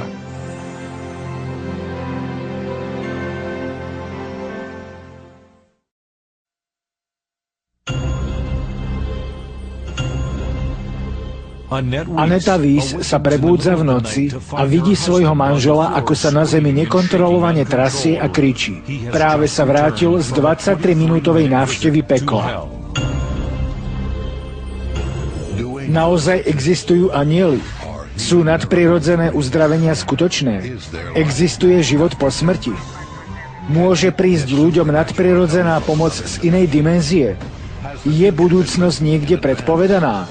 Sid Roth sa 25 rokov zaoberá skúmaním zvláštneho sveta nadprirodzena. Mojím hosťom je Bill Wiese. Tvrdí, že doslova zostúpil do pekla. Bill, ak by som mal takú možnosť, že by som mal vybrať niekoho, kto by mal prejsť peklom, aby o tom neskôr hovoril, verte alebo nie, vy by ste boli pre mňa ten pravý. Prečo to hovorím? Niečo sme si o ňom zistili. Je majiteľom realitnej kancelárie, dokonca mám dopis od bývalého veliteľa polície jeho oblasti, ktorý potvrdil jeho absolútnu bezúhonnosť. Zistil som, že ste nikdy nebrali drogy, nepijete alkohol a nikdy ste nepraktizovali okultizmus ani New Age. Nie, nikdy. Som kresťanom už 36 rokov a som oddaný Bohu. Nikdy ste nemali problém s políciou? Zjavne nie. Ako obyčajne, ste išli na modlitebné stretnutie a potom, okolo 3. hodiny ráno, čo sa stalo? Vrátili sme sa domov, lahli sme si a o 3. hodine ráno ma Pán Ježiš vzbudil a preniesol ma dole do pekla.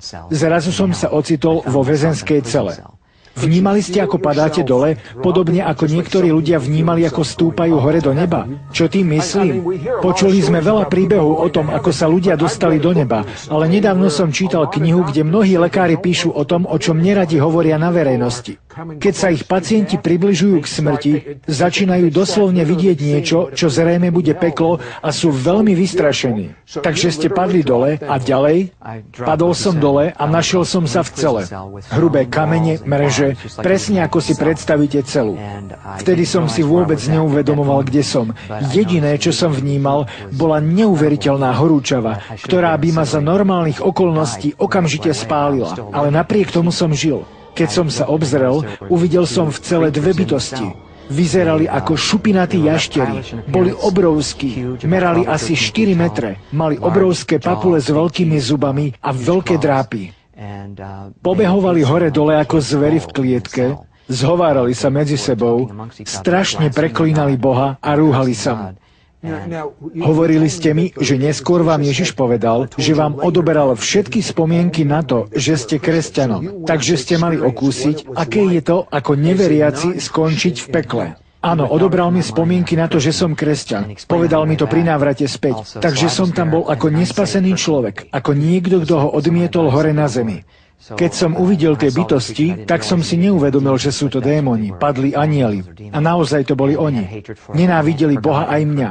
Okamžite prejavili svoju obrovskú nenávisť, zdvihli ma ako bábiku a hodili o stenu. Cítil som, ako sa mi dolámali kosti. Ten druhý ma zdvihol a pazúrmi mi strhával mäso z tela. Spomenul som si, ako ma žena napomínala ku správnej životospráve, aby som mal telo fit. A tu to bolo úplne jedno, lebo moje telo bolo ničené. Cítili ste veľkú bolesť, keď sa toto s vami dialo? Aj keď som cítil strašnú bolesť. Na ceste späť mi Ježiš vysvetlil, že väčšiu časť bolesti zadržal, aby som nemusel okúsiť úplne, aké to tam naozaj bude. Bolo to však dosť na to, aby som ľuďom dal vedieť, že tam bude skutočná bolesť, horúčava a tríznenie v pekle je neopísateľné.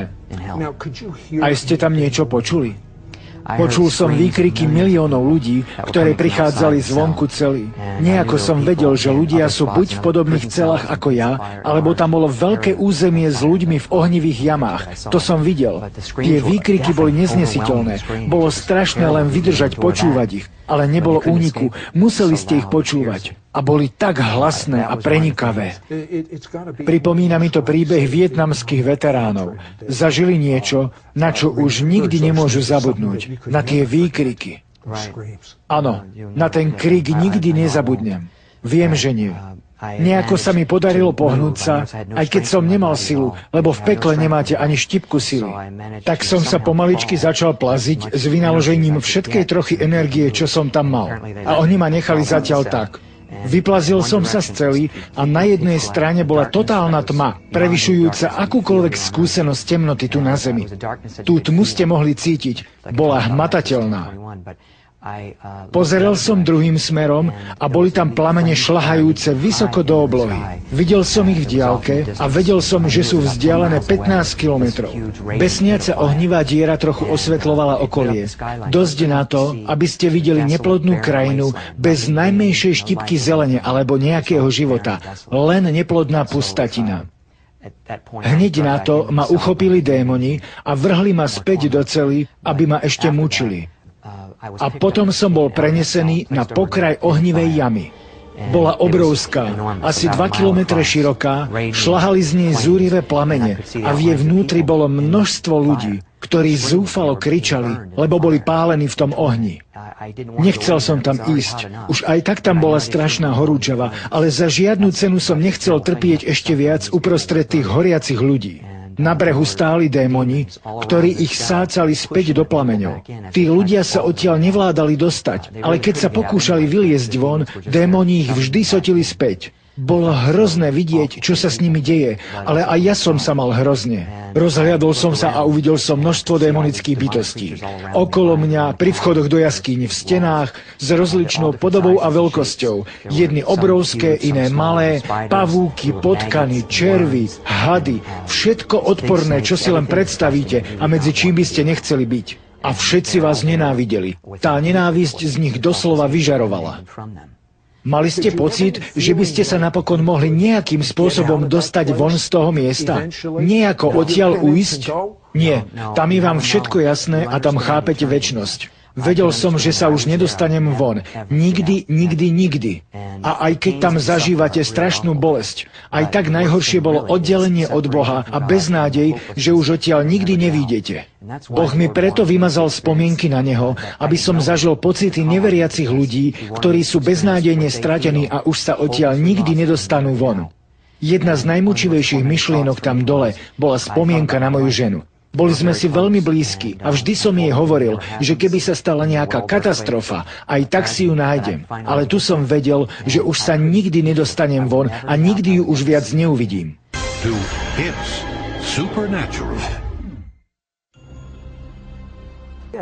Môj hosť Bob Weiss mal z pamäti odstránenú akúkoľvek vedomosť o tom, že je kresťanom a bol zhodený do väzenskej cely v pekle. Stalo sa to za tým účelom, o ktorom vám tu práve teraz rozpráva. Čo sa dialo potom, Bill? Premýšľal som o žene a chcel som sa s niekým rozprávať. S hocikým. Ale nedovolili mi to. Nedovolia vám tam s nikým sa stretnúť ani sa rozprávať. Sú okolo vás len démoni, ktorí vás chcú týrať a mučiť. Nič vám nedovolia. Okrem toho tam bol nepredstaviteľný zápach. Niečo ako síra? Áno, síra, spálené mäso, najodpornejší zápach hniloby a výkalov, aký si len viete predstaviť. Ale aj tak tam nemôžete príliš dýchať, pretože tam nie je dostatok vzduchu na dýchanie. Každé nadýchnutie vyžadovalo veľkú námahu. Pokúsim sa ukázať, ako som tam dýchal.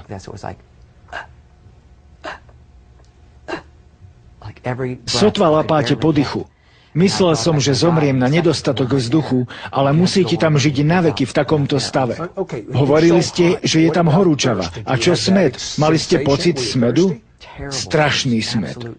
Ústa som mal úplne vysušené. Bol to pocit, ako by ste týždne nevypili ani kvapku vody.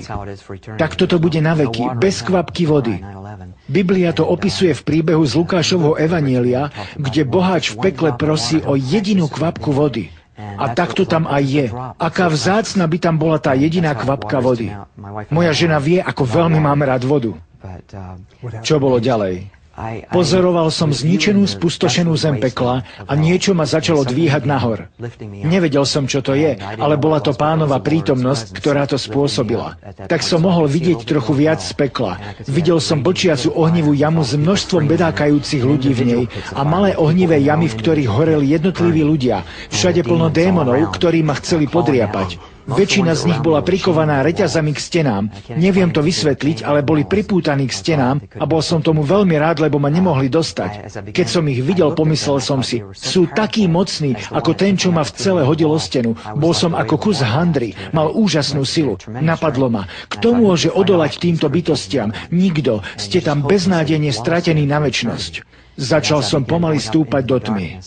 Už doteraz tam bola tma, len trocha svetla s plameňou, ale dalo sa tam hýbať.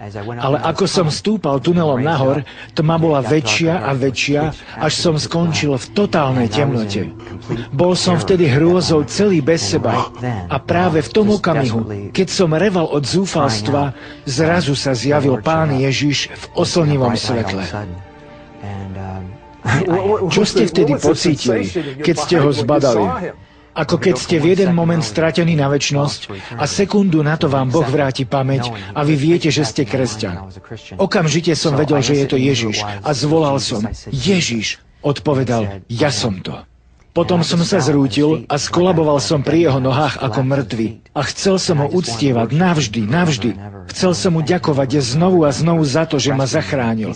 On je jediná cesta, ako sa dostať z toho miesta. Bol som mu tak vďačný. Viete, keď ste v jeho blízkosti, nemáte chuť príliš sa na niečo vypytovať, len ho túžite uctievať. Ale aj tak mi myslou prebehla jedna myšlienka.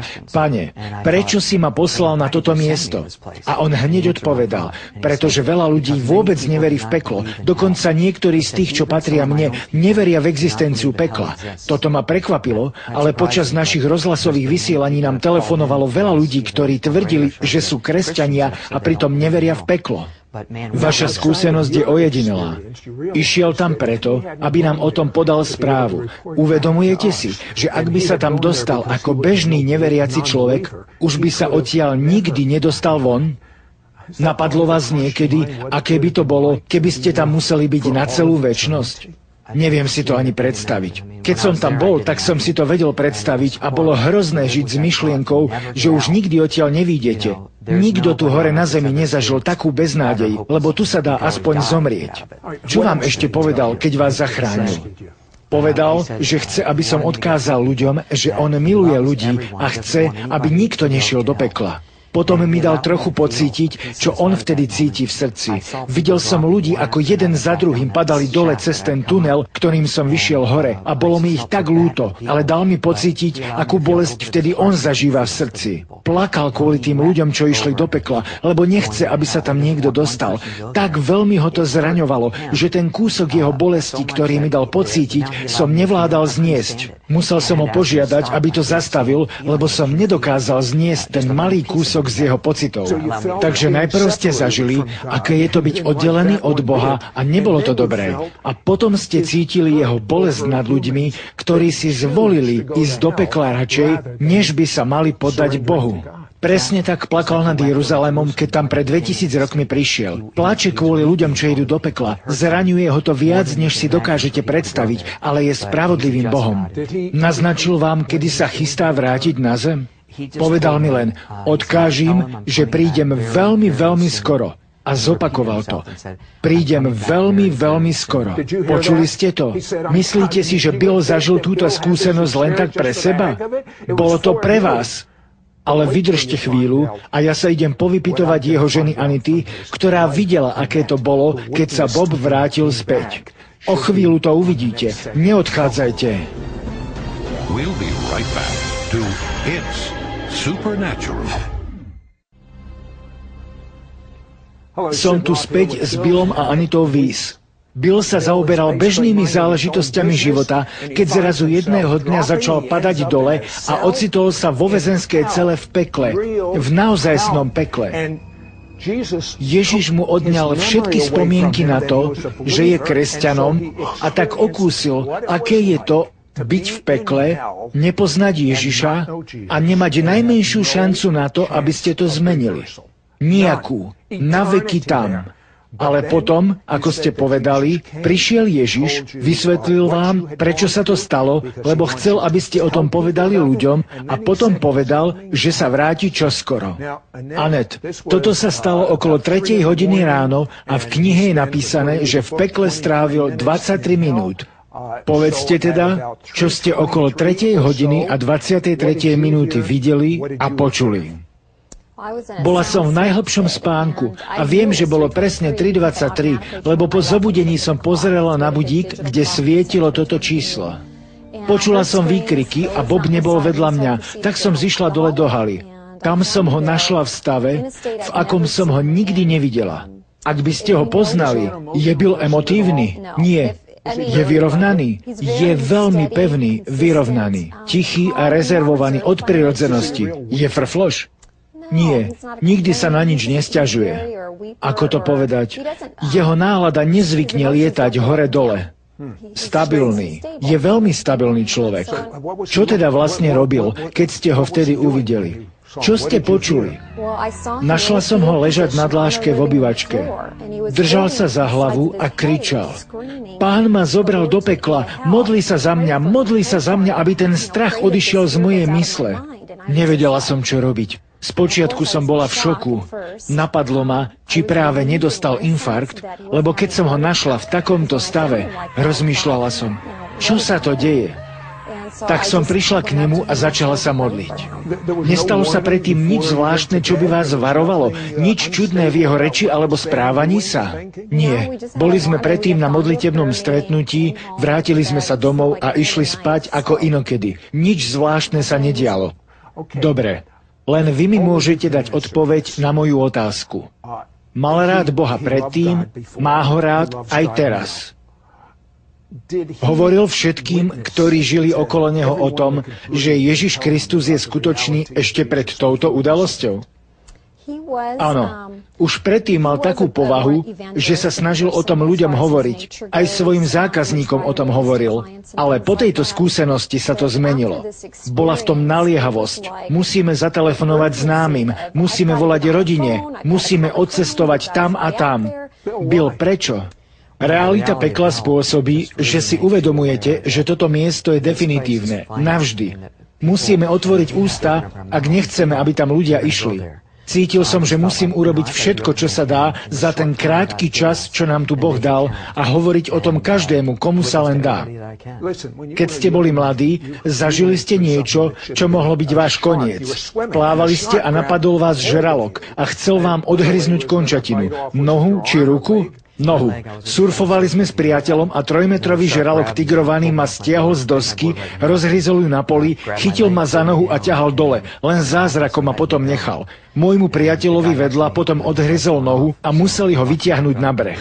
Takže tam ste zažili strach. Porovnajte ho s tým, ktorý ste okúsili dole v pekle.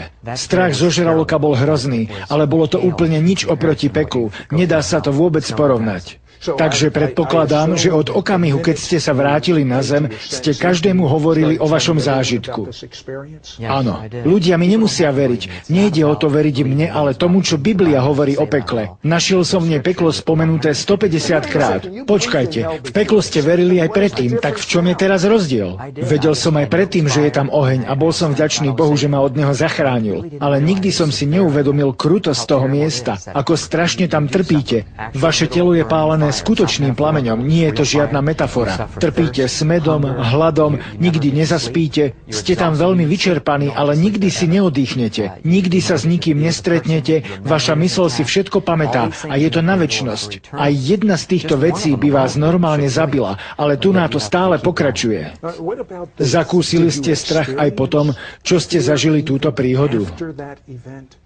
Keď sa moja žena modlila, prosil som Pána, aby odstránil strach, lebo som cítil, že moje telo nie je schopné vydržať ten strach a že zomriem. A Boh to urobil.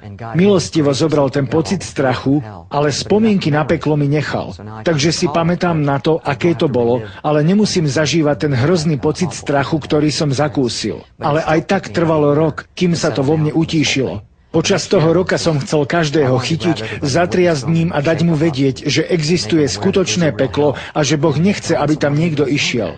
On miluje všetkých a chce, aby sa tam nikto nedostal. Ale je smutné, že ľudia nechcú počúvať jednoduché posolstvo evanjelia, zobrať si zdarma dar spasenia a uniknúť tomu strašnému miestu. Sekundu na to, ako zomrú, je príliš neskoro. Už sa odtiaľ nikdy nedostanú. A čo by ste povedali osobe, ktorá hovorí: ja som normálny človek, nikoho som nezabil, som taký celkom fajn. Domnievam sa, že existuje miesto, čo sa volá nebo. Môj rabín mi povedal, môj kňaz mi povedal, moja mama mi povedala, že pôjdem do neba. Oni mi to povedali. Čo by ste im vy odkázali? Väčšina ľudí si myslí, že sú fajn. Možno, že sú, keď sa porovnajú s inými ľuďmi, ale porovnajte sa s Bohom. On je dokonalý a všetko, čo robí, je dokonalé. Keď hrešíme, klameme, podvádzame, cudzoložíme a podobne, každá z týchto vecí si podľa Božieho slova zasluhuje trest smrti. Odmenou za hriech je smrť, píše sa v liste Rimanom.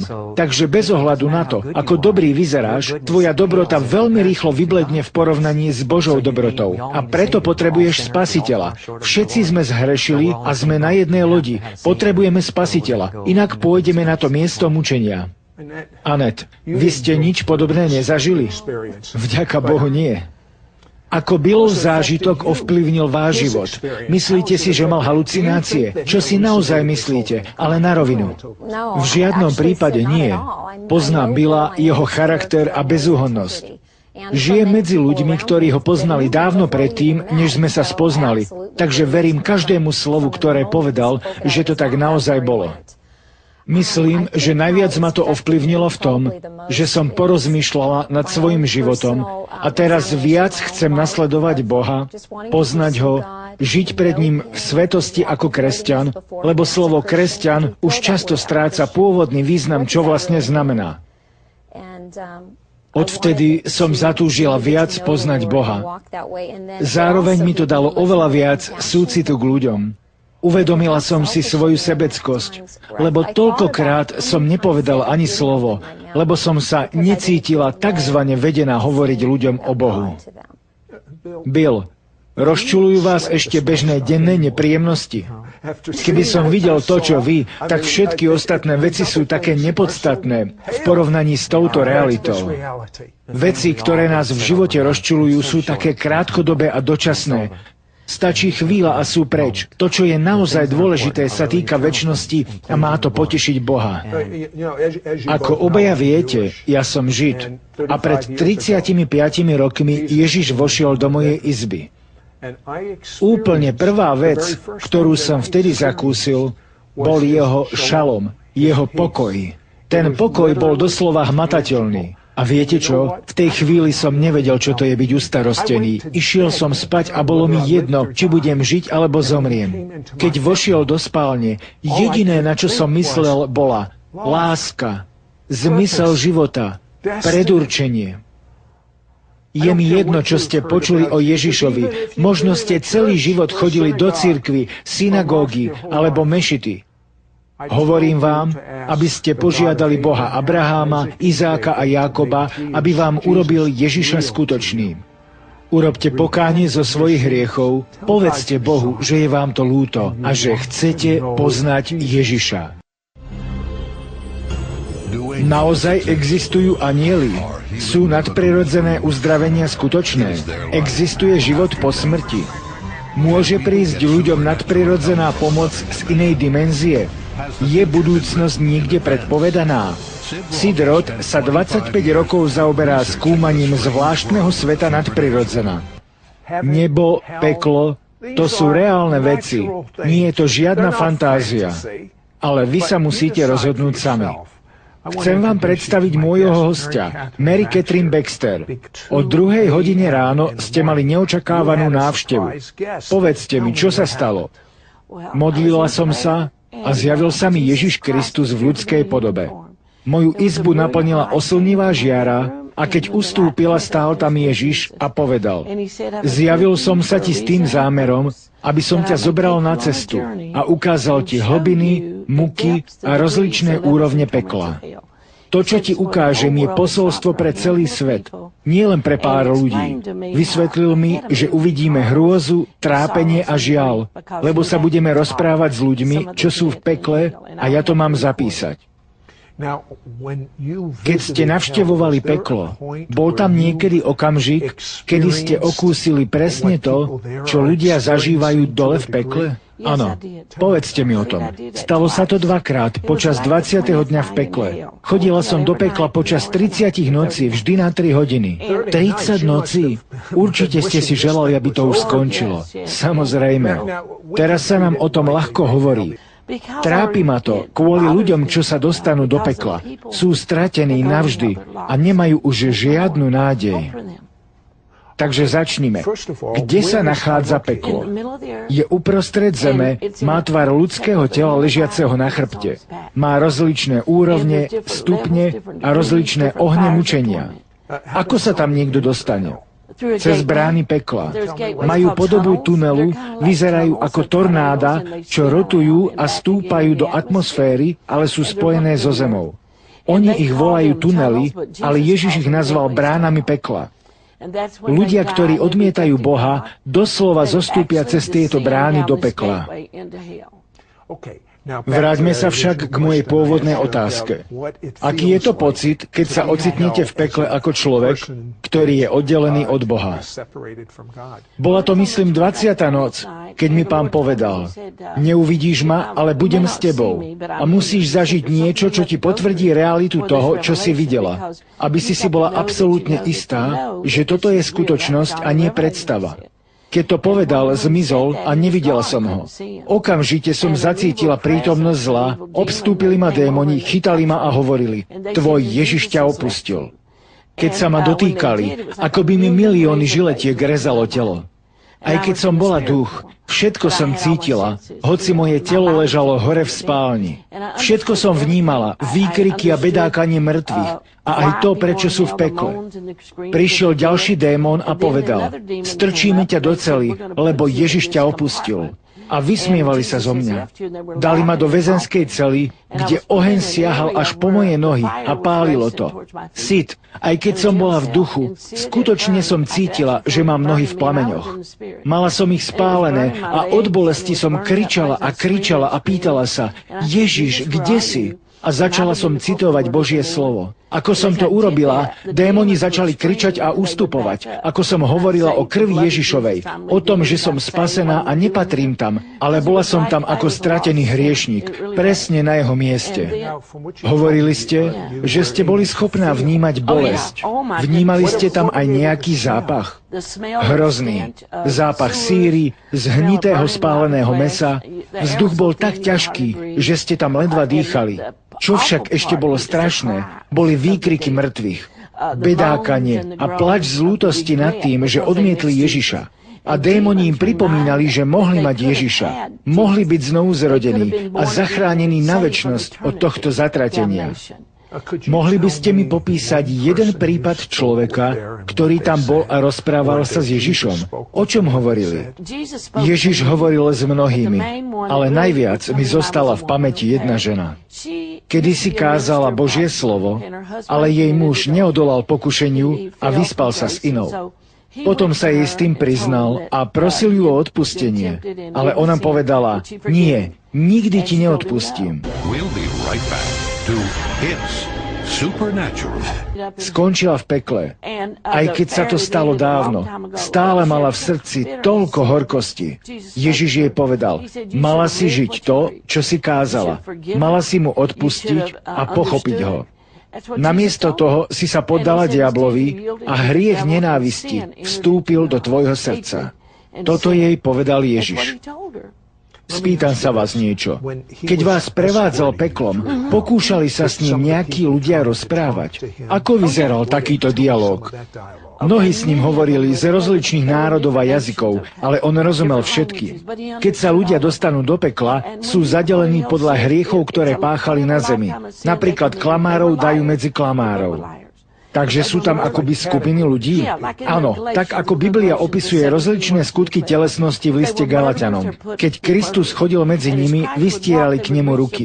Ich, čo som videla, boli už len kostry bez mäsa, krvi, vlasov a vnútorných orgánov. Ale cítili, rozprávali, hýbali sa a kričali: Zastav ten oheň, nech nás už viac nespaluje. Niektorí kričali slova lútosti, iní preklínali Ježiša a vyčítali mu: Keby ma môj sused varoval, keby ma niekto zavolal do cirkvi. Veľa ľudí na neho vykrikovalo. Je tam možnosť nápravy. Ak je niekto poslaný do pekla, je možné nejakým spôsobom dostať sa von? Absolútne nie. We'll be right back to It's Supernatural. Volám sa Sid Roth a som tu s Mary Catherine Baxter. Mary, zažili ste stretnutie s Ježišom za jediným účelom. Navštevovali ste peklo počas 30 nocí. Prečo to urobil? Kvôli tomu, aby získal stratených, oboznámil ľudí a pripravil ich na jeho druhý príchod. Väčšina ľudí neverí v skutočné peklo. Áno, viem. Povedzte mi, čo najhoršie ste tam videli? Najviac mi utkveli v pamäti dve veci. Jednou boli jamy naplnené ohňom. Zažila som to v 15. noc. Bol tam so mnou anjel Boží, ale tiež aj Ježiš. Videla som miesto, kam prichádzali zo zeme duše ľudí a boli hodené do jamy s tekutým ohňom zmiešaným s žeravou lávou.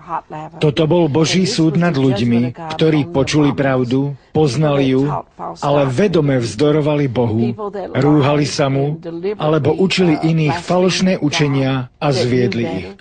Takže sú tam rozličné úrovne trestov? Áno. A potom tam bola ohnivá rieka, ktorú som videla od začiatku mojich návštev pekla. Bola asi 2 metre široká a hlboká a plamene šľahali do výšky 3 metrov. Boli v nej tisíce ľudí spojených reťazami a v ohni bolo napísané toto slovo Božie: Tí, ktorí milovali vlastné telo viac ako Božie prikázania. Boli to muži, čo milovali mužov a ženy, čo milovali ženy. Pre zaujímavosť. Bolo tam zvláštne miesto pre ľudí, ktorí žili ako homosexuáli? Áno, bolo to v tejto oblasti. Boli spojení čiernymi reťazami a ponorení v rieke, ktorá tiekla celým peklom rýchlosťou okolo 100 km za hodinu. Cítili veľkú bolesť. Kosti mali rozpálené do červena a kričali: Nik sa nestará o moju dušu. A ešte hovorili: varuj ľudí, aby sa sem nedostali. Väčšina ľudí v pekle na mňa kričala: Odkáž mojej rodine, aby nešli do pekla. Povedz im, aby prijali svojho spasiteľa. Toto mi stále hovorili. Ľudia tam bedákajú a nikoho to nezaujíma a preklínajú jeden druhého. Je to tam strašné. Veľmi zlé spomienky mám aj na srdce pekla. Je určené pre pokrytcov a odpadlíkov. To srdce je skutočné a má veľkosť futbalového ihriska.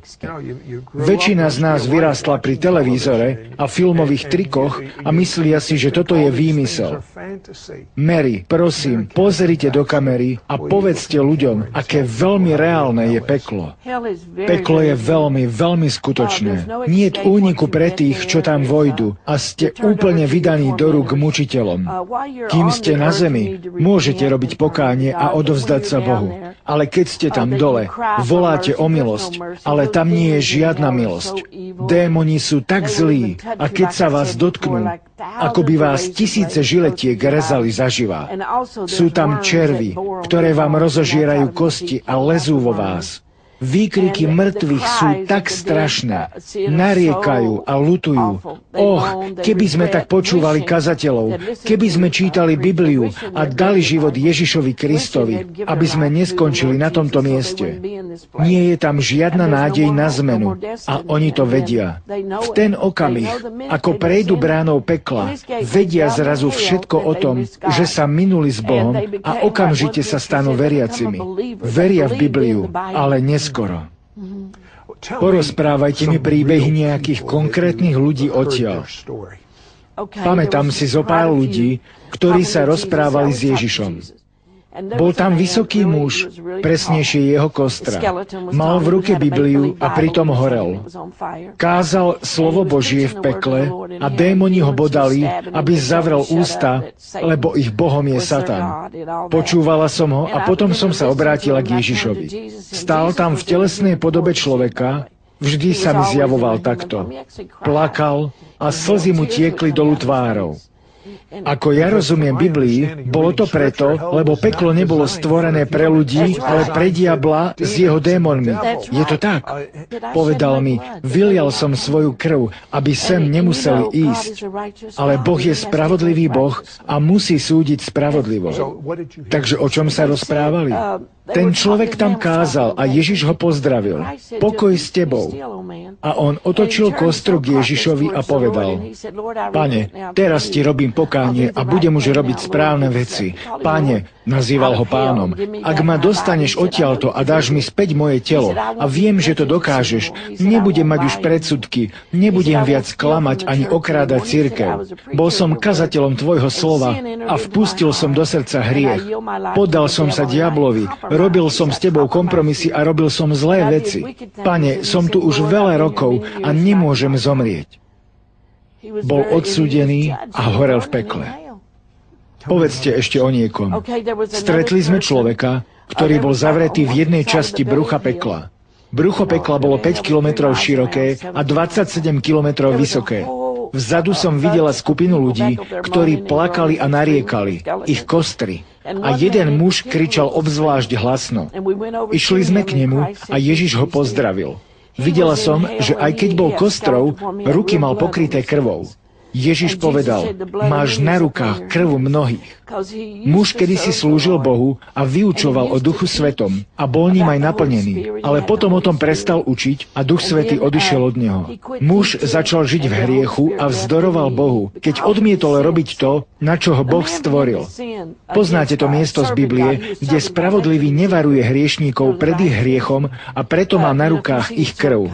Začal robiť v živote hlúpe veci a zatúžil po peniazoch viac, ako chcel poslúchať Boha. A teraz sa o tom rozprávali. On hovoril a Ježiš mu odpovedal. Keď si začal robiť semináre proti Duchu Svätému, vtedy začalo tvoje odsúdenie. Keby si sám seba posudzoval, nebol by si tu, ale nechcel si sa podať Bohu. Sid, je to vždy o pokání. Dobrá správa je to, že vy ešte stále žijete a máte možnosť zvoliť si, kde chcete stráviť večnosť. Neodchádzajte, teraz si povieme niečo o jej 10-dňovom výlete do neba. Hneď sme späť. We'll be right back to It's Supernatural. Som tu s Mary Baxter a hovorili sme o tom, ako ju počas 30 dní Ježiš každú noc vzal so sebou na cestu peklom. Jedna z vecí, ktorá bola pre mňa fascinujúca, bola záležitosť týkajúca sa spasiteľovej krvi, o ktorej sa hovorilo v pekle. Povedzte mi o tom niečo. Ježiš vždy zdôrazňoval týmto strateným dušiam moc jeho krvi. Hovorieval im, ak by ste len uverili evanjeliu a tomu, že moja krv bola vyliata, aby zmiela každý hriech, ktorý ste kedy spáchali, ja by som vás očistil, keby ste to oľutovali a volali na mňa. Zdôrazňoval to v celom pekle a mienil tým presne to, čo povedal o jeho krvi vyliatej na Kalvárii.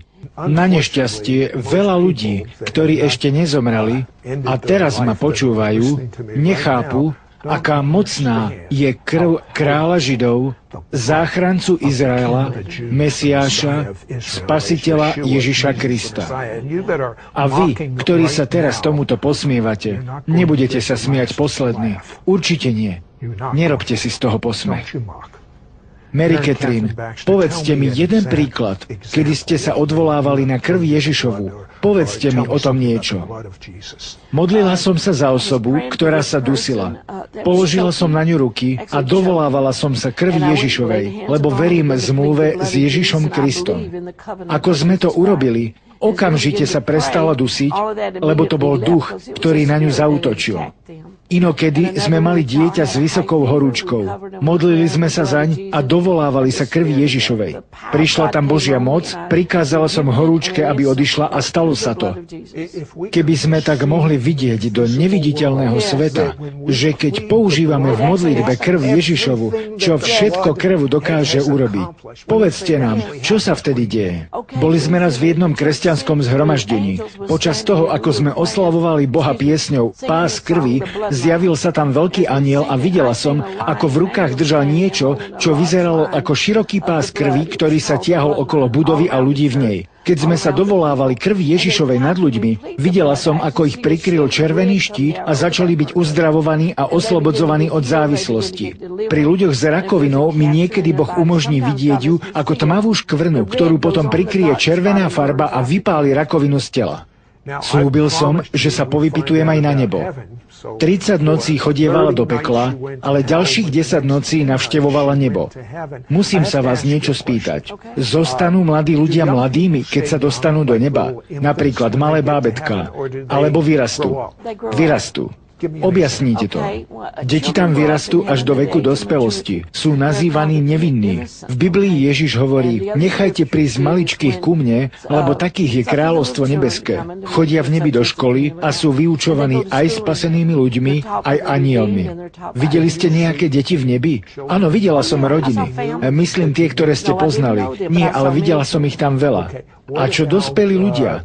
Keď niekto zomrie napríklad v 90-ke a ide do neba, chodí tam ako nejaký starec, ktorý sa musí opierať o palicu?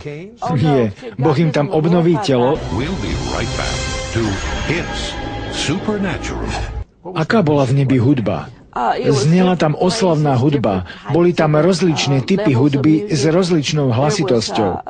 Videla som tam 13 metrov široký klavír, videla som 10 metrov dlhú trúbku. Boli tam rozličné typy hudby.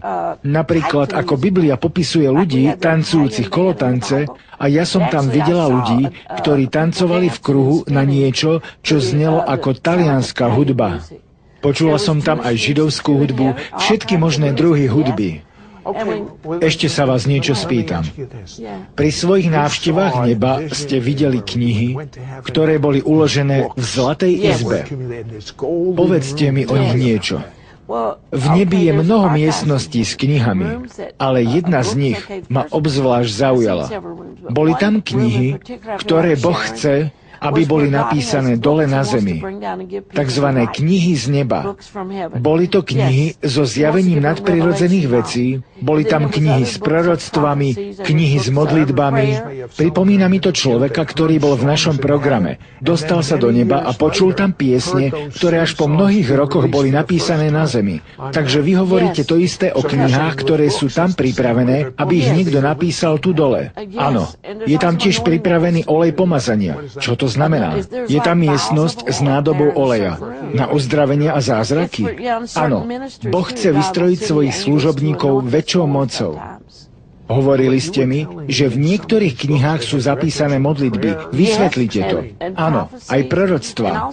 Bola tam aj skupina anielov, ktorých Boh vysiela a nazýva ich Severnou armádou. Sú to obrovskí anieli. 10 metrov vysokí, majú veľké krídla a v tvári im vidieť pevné odhodlanie. Opásaní sú plamenným mečom väčším ako človek. Každý z nich sedel na obrovskom koni, ktorý mal chrbát široký vyše metra. Keď modlitby veriacich idú k Bohu, najprv ich napíšu do archívu a potom prinesú pred Boží trón. Keď Boh otvára knihy s modlitbami, vychádza z nich dym a vôňa. Potom Boh prehovorí hlasom ako hukot mnohých vôd a prikazuje tým anielom: choďte na zem a urobte to, o čo tí ľudia prosia. Keď sa tá kniha otvorí, vychádzajú z nej strany a anjeli ich odnášajú dole na zem, aby vykonali, o čo Boha prosíme. Bojujú v náš prospech. Veľmi by som chcel, aby som aj ja mohol vidieť nebo, kým žijem tu na zemi. Peklo nemám vôbec chuť vidieť, ale predsa by som ho rád videl preto, aby som mal taký súcit s ľuďmi, aký máte vy. Keď vidíte niekoho, kto odmieta Ježiša, čo cítite? Je to bolestivé, ale keď mám povedať pravdu, vo väčšine miest, ktoré navštívim, keď ľudia počujú môj príbeh, chcú byť spasení a chcú prijať Krista do srdca. Spočiatku bývajú niekedy nevlúdni, ale potom povolia, lebo kto by tam naozaj chcel ísť. Takže len zriedka stretnem niekoho, kto nechce byť spasený. Málo kedy. A čo vy? Jediná možnosť obratu je teraz. Prečo hovorím teraz? Lebo neviete, ako dlho budete ešte žiť. Biblia píše, zvol si život. Prečo by si mal zomrieť, dom Izraela? Uver, že Ježiš zomrel miesto teba za tvoje hriechy, požiadaj ho, aby ti odpustil a urob ho svojim pánom tak, že povieš, Ježiš, robím ťa svojim pánom. Ježiš, pomôž mi.